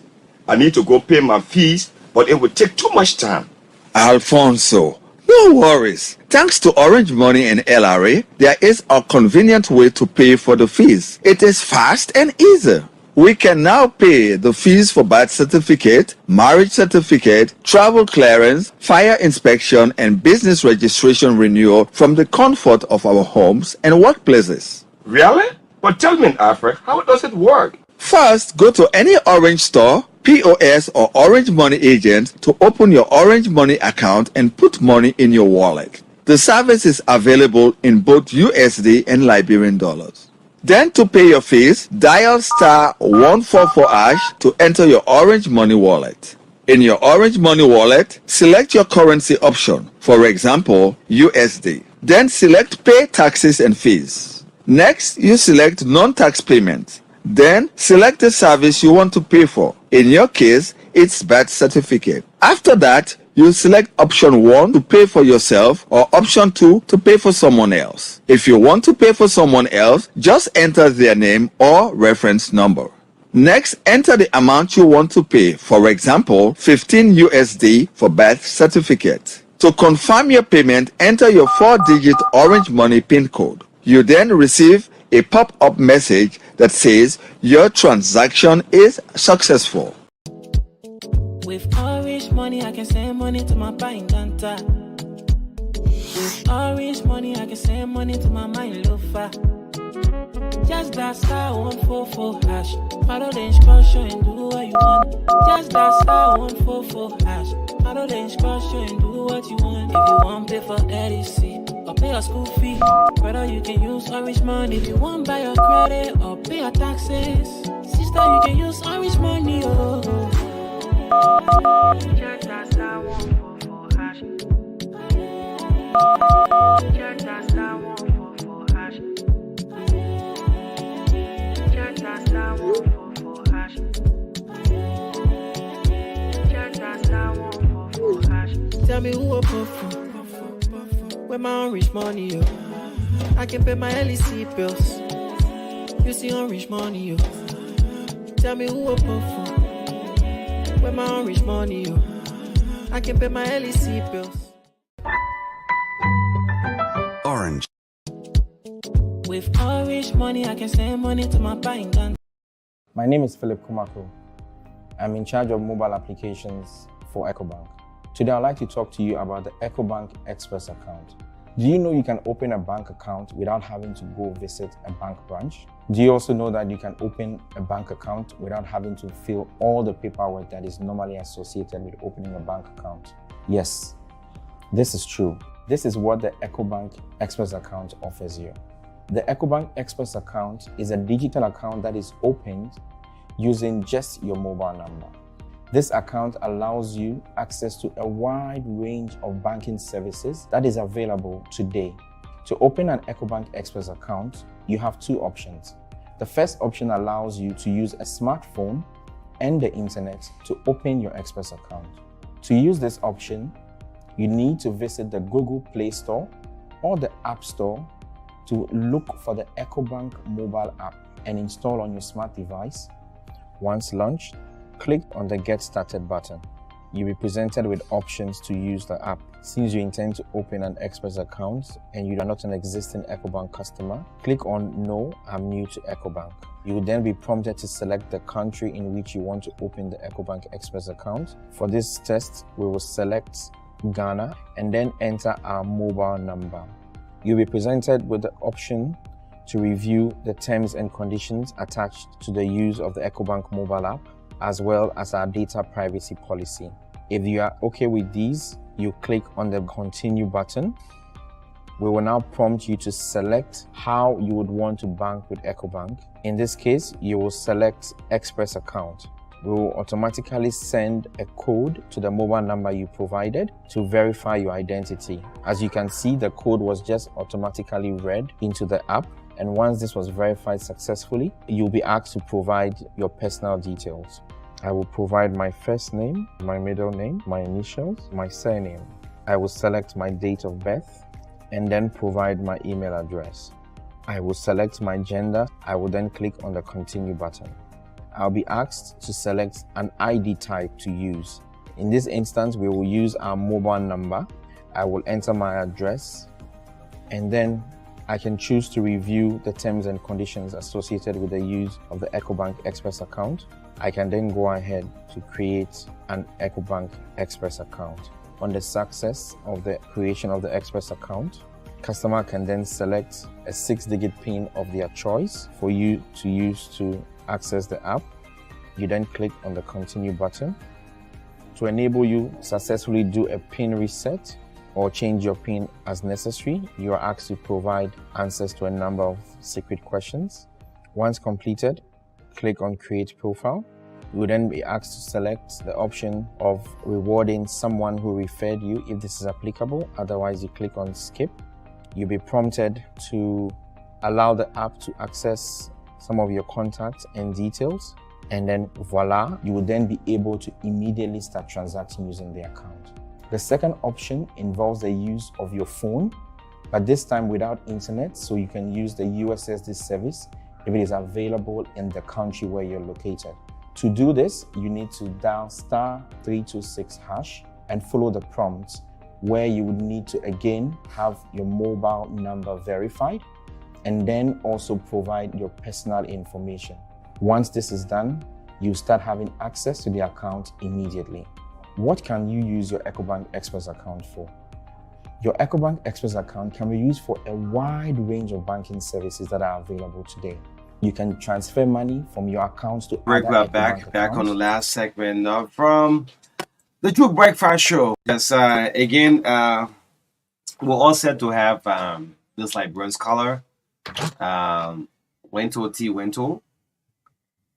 Having accepted our invitation. I mean, he also posted on his social media, and we did as well. Due to the time difference, we are 5 hours ahead. He's in New York, so want to apologize that we're not able to bring him on through this morning on this last segment of the TBS. But however, with this last segment, we just have like 3 or 33 more minutes left. We intend to bring on, and we'll need your participation later on within the show, the 100 days of Joseph Human Boykai, our president. And also announce to the public very soon by next week, we announce those who have declared their assets. Yes, we'll definitely lay on our hand on the names that were submitted to the Liberia Anti-Corruption Commission. Those who have declared their assets, those who were appointed and up to now still defying the office of the president. If this slogan, this would be no business as usual. We want to see declaring your assets is something very good. Yes, but up to now, as we speak, less than 30% of those who are appointed have not been able to declare their asset. Meanwhile, they are still working. So on this last segment of the TBS, let's look at the 100 days. We'll need your participation for the next 15-20 minutes. I think Marka is very important. Yes, sure. Again, this is something that the administration has been held back over the period of time, especially when the president then asked Standard Bearer and Presidential Kennedy appeared here on the TBS. He made it clear, again, restating that role was a priority, and it is a priority under his administration, and promised that in his first 100 days, among other things, he will ensure that vehicles will not get stuck in the mud on the major highways in the country. Again, other promises were made under the 100-day, but this particular one about the roads became the top big one. Yes, became the top of the promise. So Liberians have been holding the president to his feet over the period of time, questioning the president that, well, the president made a promise, we are going 30 days, 40 days, 50 days, we are not seeing things happening. The president went ahead to call on the legislature at the time to pay some funds up front to start this project, around 41 million? Something around that, which was done. I think it was around 12% of the draft budget then. Mm-hmm. So now we saw machines, earth moving equipment being moved to northern Liberia, Lopa, to western Liberia, and southeastern central Liberia, and some part of these places. And today, we have now gone there to tour the projects, but Mm-hmm. we've seen photographs and pictures coming from the progress being made so far from the road rehabilitation project that I talk about. Yeah, so go to your WhatsApp. Let's go straight into Mhm. the President 100-day plan. Yes, Okay. let's go to that. I think based upon this, this is where the independent newspaper came down with their own grading. Yes, the 100 days project, 70 projects in March completed within 100 days. So let's go straight in and see Mhm. what was in the RS agenda for the first 100 day of His Excellence. Those of you listening up to the radio, I want you to keep listening. Government of Liberia 100-day action plan. No car stock in the mud. 100-day deliverable to make all major primary corridors pliable. Mhm. President Joseph Yuma Boyka speaks during his first State of the Nation address on January 29. Are you into the document? Mhm. Okay. You have the table of content. Let's just flow and see Yes. to the 100 days now. Yes. I am where they talk about. Come here. Yes, right here. Okay. Where they said is to this number 7. Okay, 100 day 100-day funded funded interventions. intervention. Great. So those of you listening up, Mhm. where's Richard? We gotta post this on the social media. Mhm. So this is against the backdrop of the independent newspaper coming up with their own grading. So let's go to the 100 days. Librarians who are into the President 100 days plan. This is on paper. Mhm. Yes. So Marka, we're going to go back to back. Yes. We have the sector. We have interventions, objective, and the cost. Yes. Let's start with education. Go ahead. Mhm. Yes. So the sector education under the Ministry of Education, what were the intervention scholarship areas paid local and foreign for local and foreign students? Objective was to pay the arrears of both local and international scholarship students, and the cost was $1 million. 1 million. Yes. So have we achieved that in the 100 days now? We're trying to analyze it. Maybe we'll have tomorrow or that from maybe week. So we'll just go through the plan, just analyze it. So we could not read the entire plan, but we want to tell you the interventions made in these sectors. Yes, the Ministry of Education. Yes. Target to pay arrears of both local and international scholarship students. Yes, at the cost of $1 million. 1 million. Again, still at the Ministry of Education, youth capacity building in RCT. They said to train. The objective was what? To train 10,000 youth in RCT within 6 months. And the cost is $1.75 million US dollars. That's intervention. The money is in a budget. Yes, is it achieved in 100 days? You're listening up, boy. So you want you to speak. What librarians to talk about this? We're bringing it out to you. Listen. So on education, we have to pay arrears of local and international scholarship students. To train 10,000 youth in ICT within 6 months. Let's move on to energy. Yes, the energy and environment. The Liberia Water and Sewer Corporation. What was the intervention there? They said cleaning of excess sewage spillage in Monrovia. The objective was to clean all sewage spillage in central Monrovia at a cost of $37,000 US. Did Moali achieve this? You answered this for us, right? Yes. And still in that water and energy. still in that sector, and still at Liberia Water and Sewer Corporation, the restoration of water to central Monrovia. The objective was to restore pipe-borne water to central Monrovia at a cost of $339,000 US. Still at water and sewer, under the energy and environment sector, improving water supply in Bushra Island.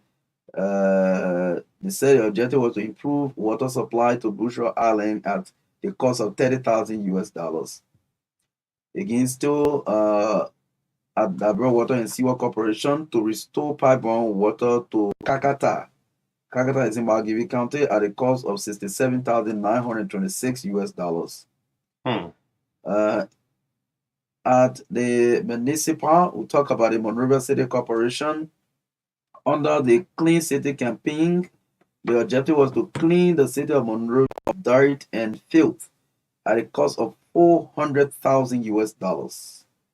Still under municipal National Identification Registry, and the objective was to establish a national roadmap to enroll all residents of Liberia in the national biometric system at a cost of $26,496. And at the Pinzo City Corporation, under the Clean City campaign, the objective was to remove all dirt and filth in Pinzo City at a cost of $140,000. Yeah, man. So again, at the Ministry of Internal Affairs, they talk about strengthening decentralization to county service centers. The objective was to equip 9 county service centers at a cost of $50,000. Public administration, Liberia Revenue Authority, digitizing revenue transaction system across government. The objective was to create a centralized platform for all revenue transactions in Liberia at a cost of $260,000. And security and rule of law, the Liberia Drugs Enforcement Agency, under the intervention Kush Must Go project, fight against illicit drugs. The objective was to reduce the illegal trade and use of illegal substances at a cost of $325,787. In 100 days. Yes, in the 100 days. Infrastructure, Ministry of Post and Telecommunication, the National Digital Cyber Forensic Lab and Equipment. The objective was to establish and equip the National Digital Cyber Forensic Lab for Liberia at a cost of $105,000. Still under infrastructure, Ministry of Public Works, public road intervention to ensure all major roads are pliable all seasons. $15,748,968. I think this is the biggest chunk. Yes, 100 days to load. Yeah, what $57 million. 100 days to load, man. Still on infrastructure, National Transit Authority. In the 300 days, you know. Yeah, purchase of spare parts to ensure the buses of NTA are up and serving the public. 300,000. Wow. Yes. The 100 days loaded. So what we do? I think we need to invite folks to sit with us. Let's look at the 100 days, especially from the Ministry of Finance. Yes, I mean you're kind of man, information ministry, finance. Yes, probably we can bring the press secretary, Manakula for finance. Yes, the 100 days. I mean it's very important. Yes, this is the True Breakfast Show 96.1, the hottest soul of Liberia. Guess what? Yeah, man went to. Yeah, the time difference. The time difference. So we're squeezing a little bit because the 100 days thing. Yeah. We don't have to take it time, let's take it. So until you get signed in, you find it difficult to sign. Let's see if we can bring him through live. By WhatsApp. Yes. Winter Librarians will love to see you live on, but if it's okay, we can do the WhatsApp call. Good morning. How you doing? This is okay. This is fine as well. Just about a song, but we can have a translation through this, and that's okay. Okay. Yeah. So, folks, you listen up to the Truth Breakfast Show. It's a privilege to have in studio via mobile. Wento, making headway so much on the social media. He's a Liberian scholar in the U.S. Wento would like to say good morning on behalf of my team. Oniwe and Marka, I would like to say good morning and welcome to the Truth Breakfast Show. Good morning. It is a tremendous privilege, especially with you. We grew up listening to you. So this is truly an incredible privilege to be on your show for the first time. And I also want to say good morning to Marka as well. Yes, good morning. It's good to have you through this morning. Tell the public a little bit about who is Wanto T. So I'm here from Nima and Grand Cape County. My dad is from Nima. a little town called Gampa. Okay. My mom is from Grand Cayman County, part of the Sambulas family, predominantly in Old Water side. I graduated from the Caribbean Teacher School System in Command. I advocated in Liberia from a very early age, organizing protests and rallies in Liberia. I serve as chairperson of the Liberia National Children and Youth Advisory Board, organized by the Defense for Children International and Plan International Liberia. And then also work with the Independent Human Rights Commission as a representative to the Liberia National Children and Youth Advisory Board. And I've have several prestigious international platforms. I'm role as chairperson the Liberia National Children and Youth Advisory Board in 2016. I was invited by then UN Secretary General Ben Kimon to serve as the preliminary speaker on behalf of West Africa at the first ever United Nations World Monetary Fund. Previously, I participated in the Doha Youth Declaration, where I was part of the Doha Youth Declaration on position for young people, which is the Doha Youth Declaration on the World Monetary Summit. That was inclusively included in the Secretary General agenda for transformation at the World Monetary Summit in Istanbul, which I serve as the youngest preliminary speaker. I work for 3.5 years so far on the Youth Steering Committee of the Department of Global Communication at the UN, working to harness young people's voices in the United system and also advocate for their inclusive participation. I've also I currently serve on the board of the AFS Intercultural Program as the only African. And the AFS is the largest intercultural program in the world. And I'm also on the global advisory panel or global advisory group of the Youth Assembly, which for over 4 to 5 years we've been working to get Liberians participate in the year here in New York. Okay. I studied preliminarily at the Bonaparte College before traveling to the US to Smart Liberia, the Liberian Scholar Program, where I completed my bachelor in public policy and communication, education, history in a triple minor. And I also graduated from the University of Oxford and Foreign and sent to the University of Harvard. So this is just a brief profile. I mean, it's a well-loaded profile. Went through. I mean, I must say this out. We are proud of you to see to have a Liberian scholar out there. Yes, let's get to this one. The international study abroad. I mean, most Liberian students, the youth, would like to know. Most time when they see you post, I mean, you are becoming one of the fastest trending person on the social media. How is it like to take opportunity to study abroad? You care to share your own experience? Sure, Neil. We live in a world where global opportunities have become the order of the day. What is fascinating is that when I attended the College of Mount St. Vincent, which is now the University of Mount St. Vincent, was the only Liberian there, especially we did not have any African who directly came from another country. And this is a case in most of the institutions around the world. It's not just the elite institution. You will definitely find yourself predominantly surrounded by other African nationals, or you would not see Liberians in their numbers.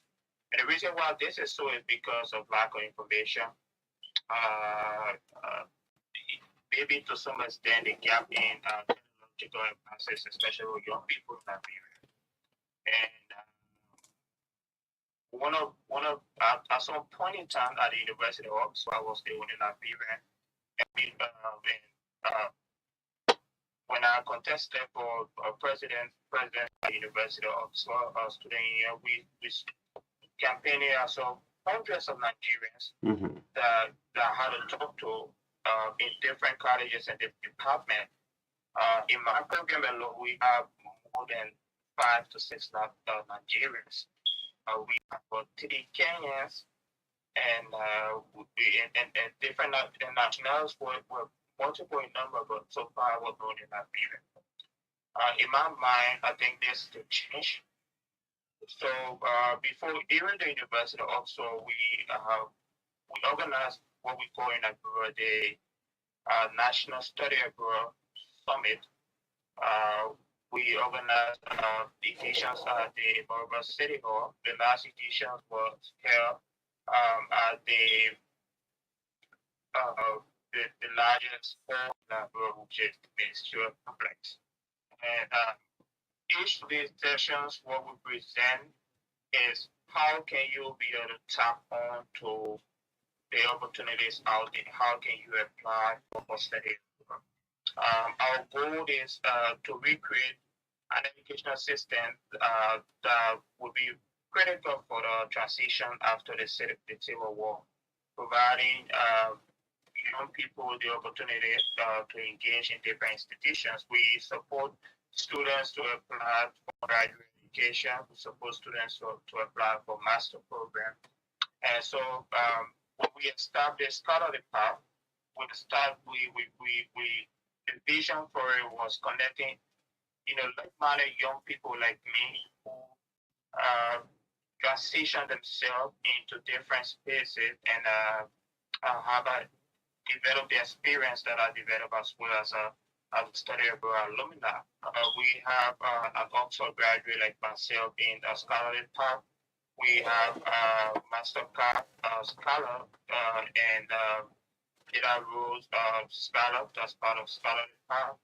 And we have young people who have, who have gotten accepted in schools in the US, some of the elite schools, Chicago universities, and so forth. And so we're building on that conceptual premises. We definitely, have a vision to have understand the accessibility component of study abroad program. How easy is it? How easy is it? How easy is it for our students? I mean, a lot of young folks are monitoring you this morning since your post here on the social media. Will take advantage of this opportunity. Yeah. So first of all, our campaign. There are 2 components of our campaign. One is provisional opportunities of study abroad programs and scholarships to our social media. So with Scholarly Path, we frequently share study abroad programs. So just recently, we completed our college preparedness program, and so far we have raised over 300,000 in scholarships for Liberians. If you check out our page, we updated that to our page of students that have gotten accepted. We have accumulated acceptance in schools like the College of Master Vincent, where I studied, Augustina College, and Pace University, and numerous other camps as well. We also connect. So the first and most important aspect of our scope of work is that we engage in research analysis on specific institutions that provide better environment for international students. We look at existing scholarships that provide, if not full scholarship, but better partial scholarship for students who are interested in school. So with that theory in mind, when we work with students, we first look at their grades. Their institutions have standards from different avenues. Like Oxford University, you have to have 3.5 GPA to stand a very good chance and above. If not 3.7 GPA and above. Other universities can definitely think 3 point GPA is also fascinating. There are universities that can also accept students with 2.7 GPA. So we advise students on the basis of their academic, identifying their academic strength and their history. The other aspect also is providing an opportunity for essays writing. We review their essays and we provide them, hands-on experience on how their essays should be written. Beyond just that, we advise them on how to have the strongest possible recommendation letters because and who to be able to have in front and because the recommendation play a very important role in application process. Okay. And so it's a hands-on tutor experience. There are a lot of things that we play about with our applicant. The first thing is that with scholarly path, we have absolutely no monopoly over immigration process. Okay. The U.S. embassy determine their immigration process. The UK embassy or whatever embassy in the world determine their immigration process. What we understand is that every country around the world in the U.S. system, we call that independent sovereignty, where they determine the scope of their foreign policy and who to accept in their immigration process. So with that understanding, what we provide students in that context is sharing our experience. Because all of our staffs, to some extent, the greater part of our staffs who are directly involved in the mentorship have experience in studying in countries like the US, Europe, and other places. So we provide hands-on experience on how to tackle questions, how to prepare, and how to go about it. Beyond just these, the preliminary opportunity we present, we have a larger scope of advocacy as well. Recently, I think I posted that we committed with the U.S. State Department to have Liberia a Fulbright scholarship program. Over time, we realized that there's too short Liberia for Fulbright scholarship. Challenges are designed for more opportunity for scholarship.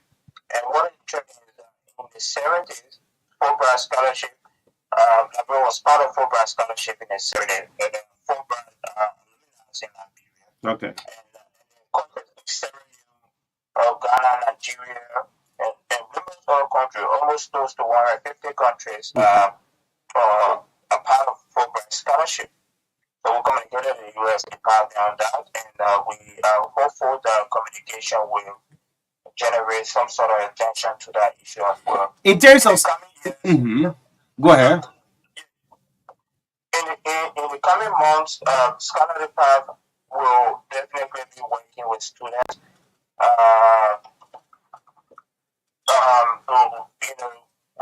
We have two separate programs that we've identified to work with for the forthcoming academic application process. The first one is creating elite opportunity for direct scholars mentorship to some of the top universities around the world. We would definitely set a benchmark on all the provisional requirements for institutions like Harvard University, Oxford University, Columbia, and so forth, including public servants in Liberia, to have access to ongoing courses and executive programs that will enhance governance preparation, different ministries and agencies. So we will provide those mentorship and after the preparation, we will be working with them when the application begins in September. We also are encouraged of hosting our next National Educational Summit.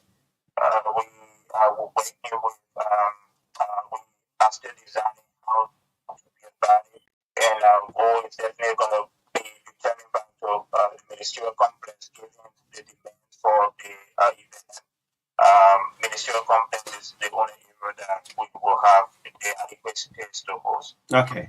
So, Yes, I mean the information provided to the public is something very important. The Scholarly Path program. I think the students have benefited for it so far. Do you have a success story that says yes, through this program, we have a student in the US or in Europe thus far? Yeah, Yeah, we do. We have a lot of success story that we're proud of and consistently communicate about. I just recently we shared the story of incredible librarian immigrant to the US, like Mr. Tyree Starr, who just got accepted. Will be starting his master from master in project analysis at the University of St. Mary in North Dakota. So we also have students from school. We have two students who have gotten into my former college. Not two, sorry, three students in my former college at the College of Mount St. Vincent. This year we numerous other students self for their immigration process, given one of the process we have. But this it's two the challenges of cerebral. It's a challenging component because just getting accepted in an institution does not guarantee the student will definitely run an institution. Okay. So the immigration area is the biggest challenge that we have with the study abroad program. So over time, our objective is communicating to the U.S. Embassy. We do not have monopoly over their immigration process. We have no influence in it. We definitely can communicate with them on the basis of how library students to have access to it, opportunities. And I think this will be a step to provide understanding and context to the immigration process that in most instances, most librarians have complained about to have hostile plans. So again, but this year with the identification of the new programs that we are working towards, the objective is directly engaging in full scholarship for librarians. All right. That's what we will be. Yeah. So great. So whether we are push of time, actually, we have like 7-8 more minutes to go. I think librarians listening out to the information. Let's look at since it's been debated on the social media, the important use of this artificial intelligence, what we call the AI chat. How is it? Does it make students so lazy, or is good? Someone says pressure raising, copy and pasting. Let's look at the importance of this artificial intelligence, the AI. So, thank you. This is actually a very important part of our conversation. So, a few days ago, I was part of a panel on the West African Democracy Radio on the debate that focused on a theme of this artificial intelligence important for students. So, the trend here, currently as we speak, in government and public policy is shifting one of the biggest trajectory in the World Bank. The World Bank has initiated something what we call the Government Tech Innovation Lab to address global country-specific challenges through AI. I do not necessarily agree that artificial intelligence is a hindrance block for Africans. The reason why I have issues agreeing with that is because present great opportunities for Africans. One thing that we can be able to talk about when it comes to the artificial intelligence learning from precedent. Okay. So to speak, there is the global market of AI is 1.35 trillion, projected 1.35 trillion to around 2030, with AI contribution of global economy being up to 15.7 trillion.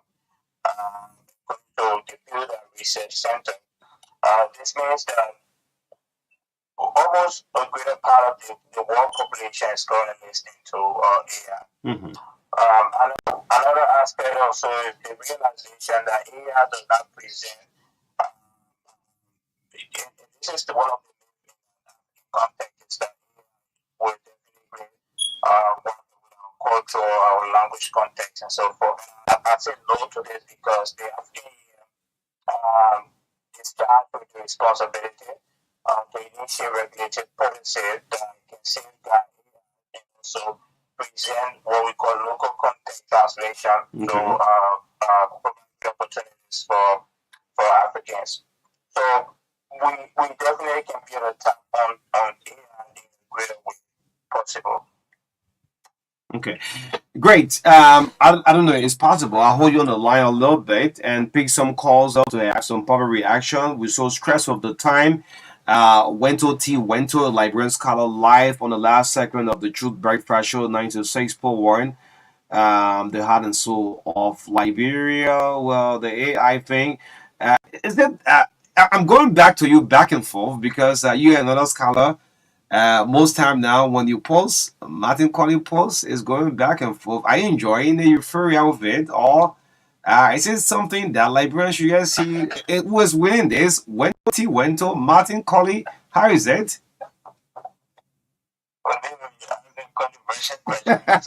Most time you call it for a debate. I feel like why you want to debate? Why you want to debate with Martin Colley? Yes, go ahead. Here's the thing, right? The debate should be part of accepted form of a progressive society. Recently, I posted a picture of the House Speaker Nancy Pelosi. Okay. The President Pelosi was the third person to congratulate me on my acceptance at Oxford. We met at a town hall, and my provost Saturday presented all the information that I got accepted into Oxford. And she was so excited and we spoke for some time and she congratulated me. But this is not the story to it. The story is that Nancy Pelosi, the Speaker Emeritus of the Congress, was at Oxford speaking at the Oxford year with students. So, but he accepted the platform to debate on the motion of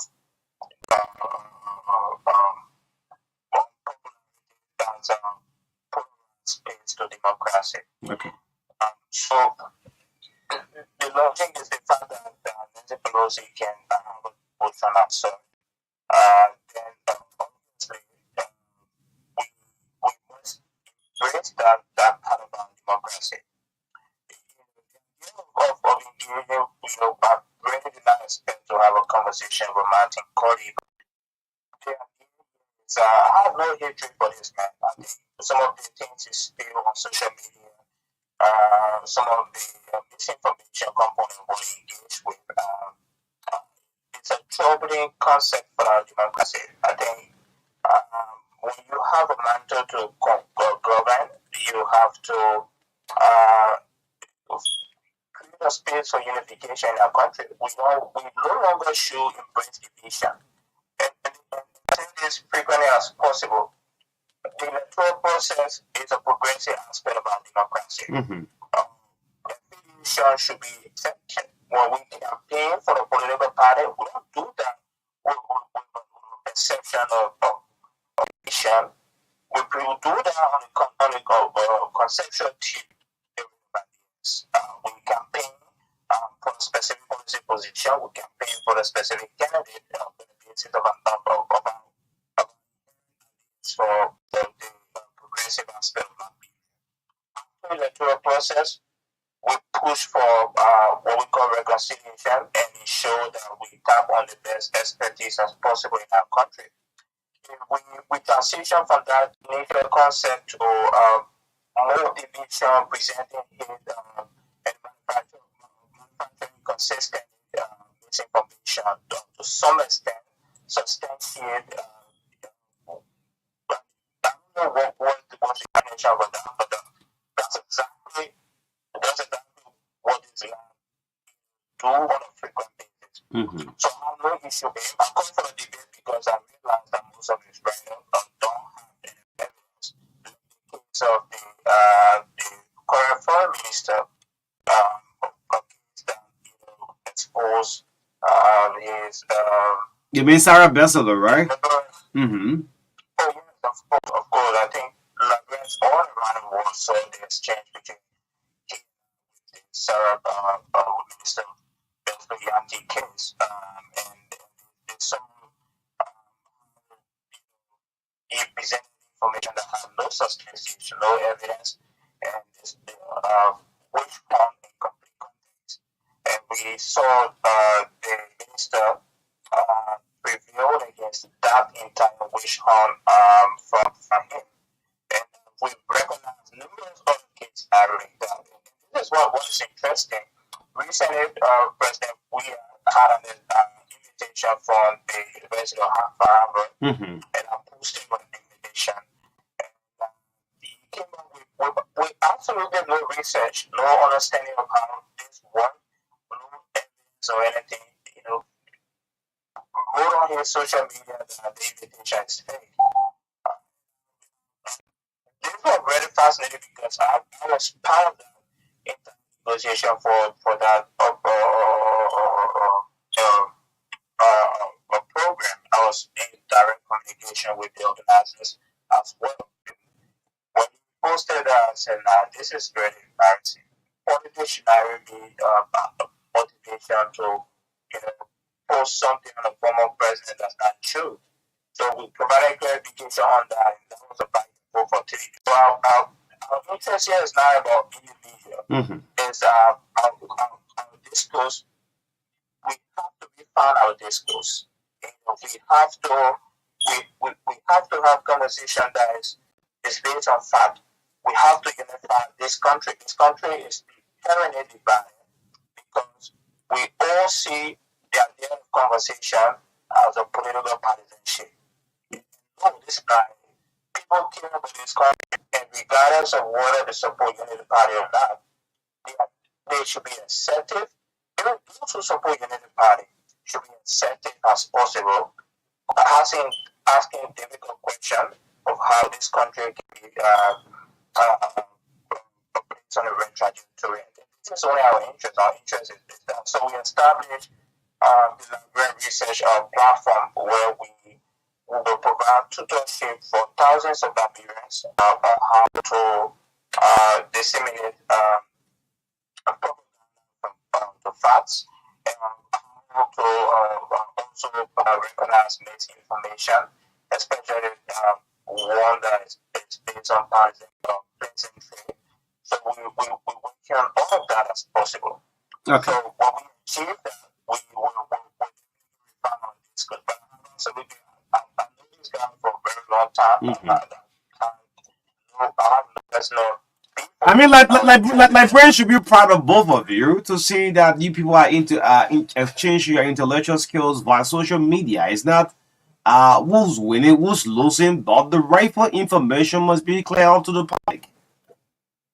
Sure, and as frequently say this as possible. I claim monopoly or I have no monopoly on knowledge. I don't consider myself scholar. I consider myself in competition to demonstrate what I'm more intelligent in Liberia. If I think that way, I wouldn't be proud or I wouldn't be passionate about creating similar opportunities that I have for Liberians as well. I think there's a wider scope for all of us to succeed. And this is why with Scholarly Path, every steps and every experiences every experience I've had as a Liberian, I'm using that space, I'm using that platform along with our team that believe in similar vision as well to have Liberians claim those steps as well. So what we are building here is a fascinating space. We're not participating in competing with anyone. Secondly, I'm not playing infallibility. I don't think I'm the best also I'm not the best grammarian, I'm not the best public speaker. I think grammatical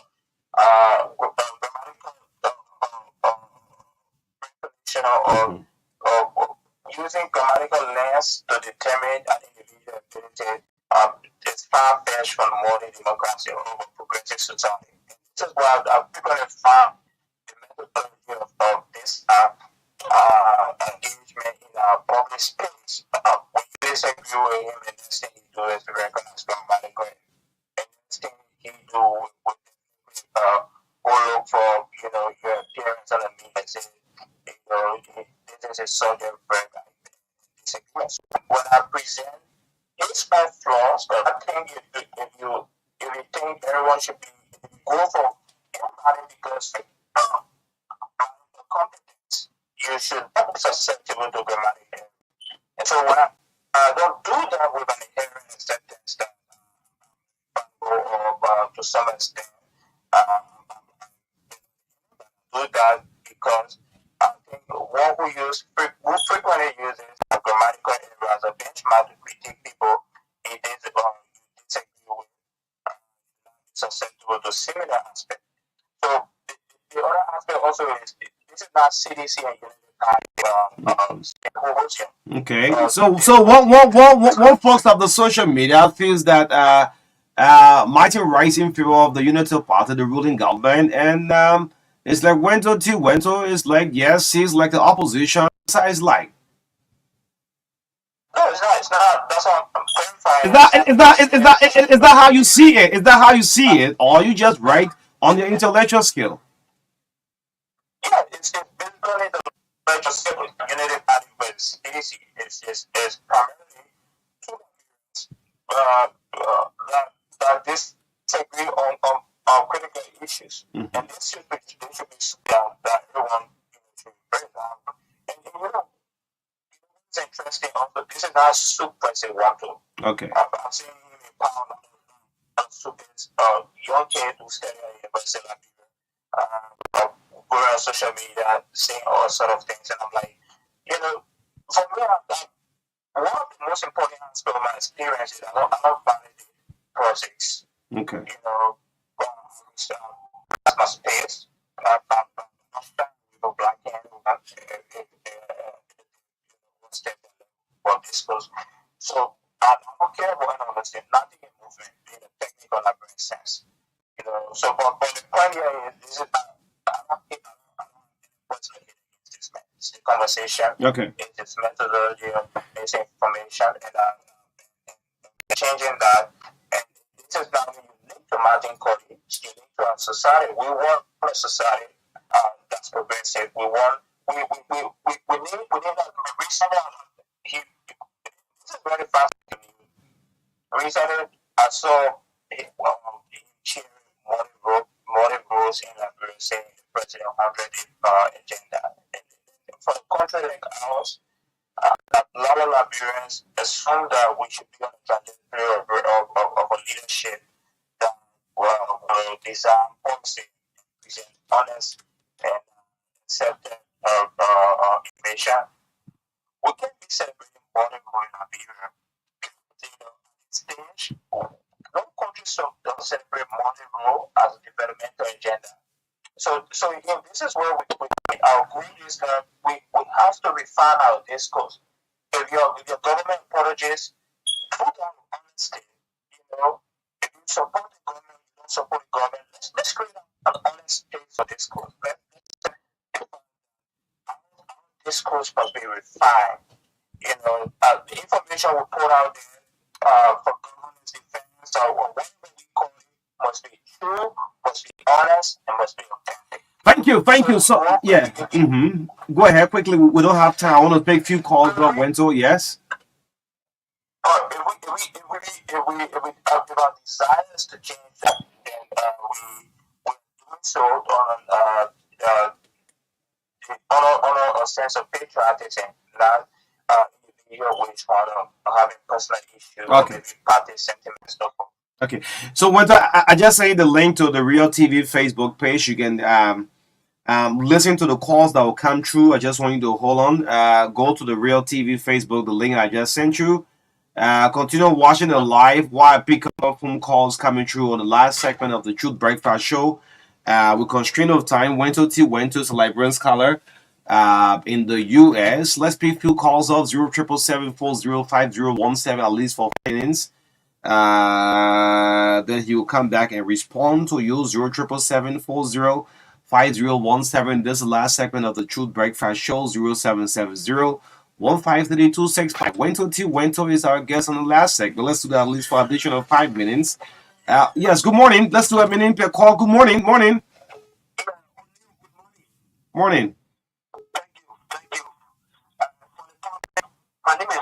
through Moses. And this morning I call for the center of the page of the letter opinion. That is still for short. And let me appreciate one of like funnest kind of.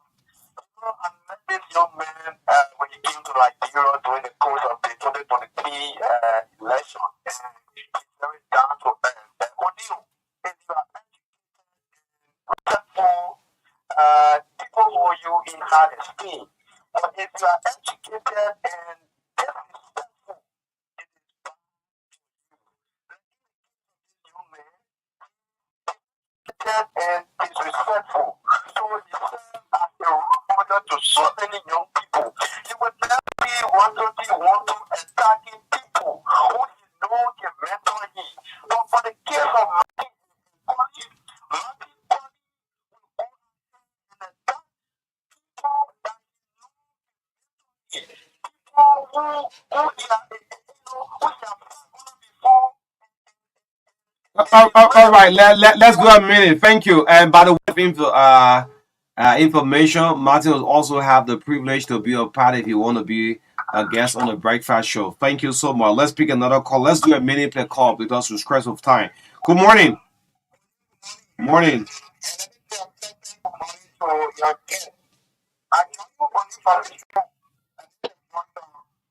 Well, when you like a freedom color just there, one thing went through, I think it's one of like the failure.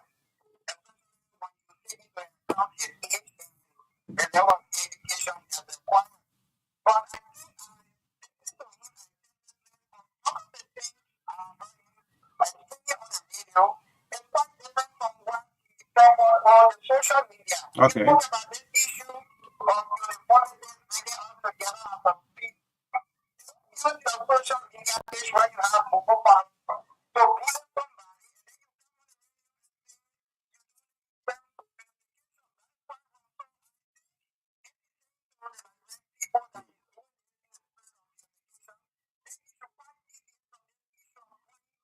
Okay. Great. Did talk. We listen. Let's get another call. Good morning.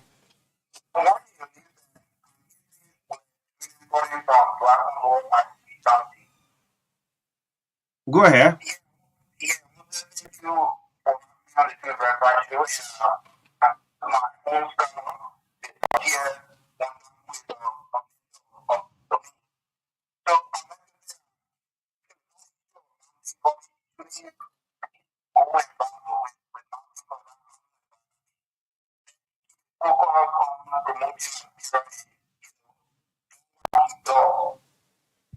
Okay.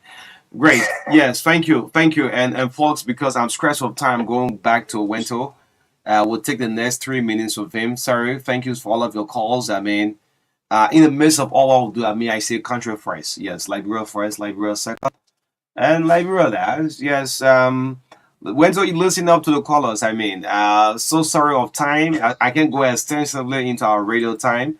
You listen up to the callers. Yes, go ahead.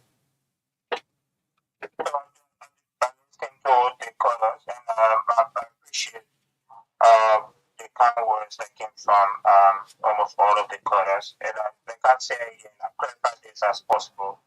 I'm in no competition with anyone. I think Do you have a personal thing against Martin? Let me just ask you this way, maybe. It's a Wento versus Martin thing. no, that's what I'm saying. I have no personal issue with this guy. I have absolutely no personal issue with him.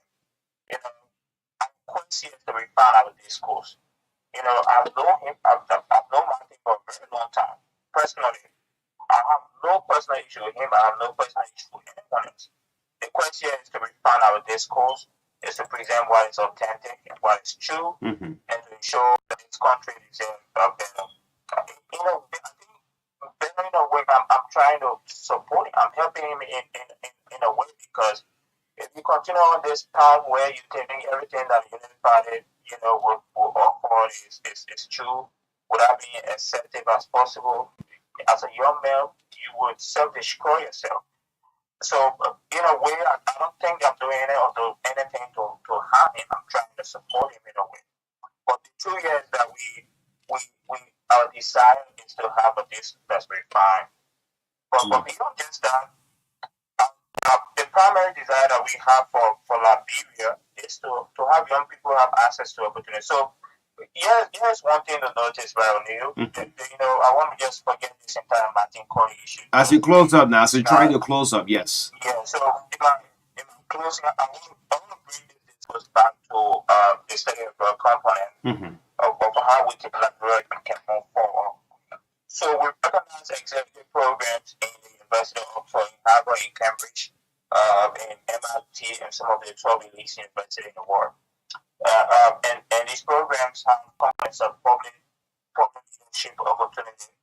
And we'll be launching soon is a design program that we can have public leaders in Liberia have access to the numerous programs as possible.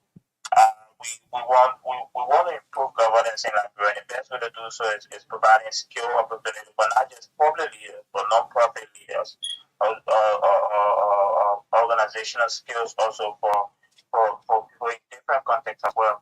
For instance, also we have the public policy program for public leaders. We have the corruption program, or public turnaround corruption program for public leaders too as well.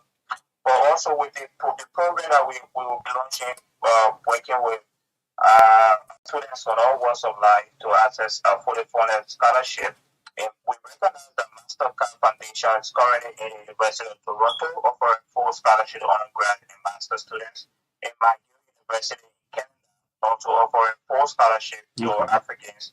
The University of British Columbia in Canada, the University of Edinburgh in Scotland, Stanford University in the U.S., Arizona State University in the U.S., University of California in the U.S., University of Pretoria in South Africa, Kwame Nkrumah University of Technology in Ghana, they have leadership in South Africa. So these programs, they are fully funded, completely fully funded. So what's the link quickly as we close up? Do you have a specific link? Librarian student listening, I want to follow up quickly. So you can check on Facebook with Scholarly Path. You check on my account frequently as possible. Beyond just the clarification of our public discourse for years, more than 4 to 5 years or so forth, we have consistently shared opportunities. I have students who are part of our Scholarly Path programs, but they getting accepted into university, elite university with very good scholarship to what we share on social media. Okay. The next thing we also share is promoting Liberians to international opportunities. So with the youth assembly currently, we will have the largest ever delegation for Liberians at the youth assembly in New York this August, and we think this is how we can refine our society. We will continue to do that, and we will continue to do that while being accepted ever show that our country has the best prospect ever. All right. Great, Waito, thank you so much for coming through, and keep the dreams alive, like brand students listening up. Let's hope all what you guys do out there will bring proud to our country, the oldest republic in Africa. Sure, definitely. I'll be really happy. I'm really sorry that we did not have a lot of time, but I want to provide this. I will pay for an airtime for us to go in there without students. That's a nice one. Great. Yeah, so let me know long term, no politics, yes, global opportunity and work with scholarly. Yes, politics and health don't work. Politics and education also don't work together. Thank you. Thank you. The voice of Wento T. Wento T. Wento's up.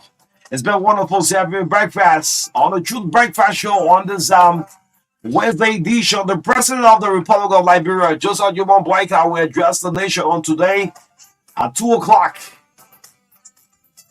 2 o'clock this afternoon. His Excellency Joseph Joubert Boyka addresses the nation. 100 days durables. Thank you so much. We'll be back on tomorrow. Thanks to the entire team.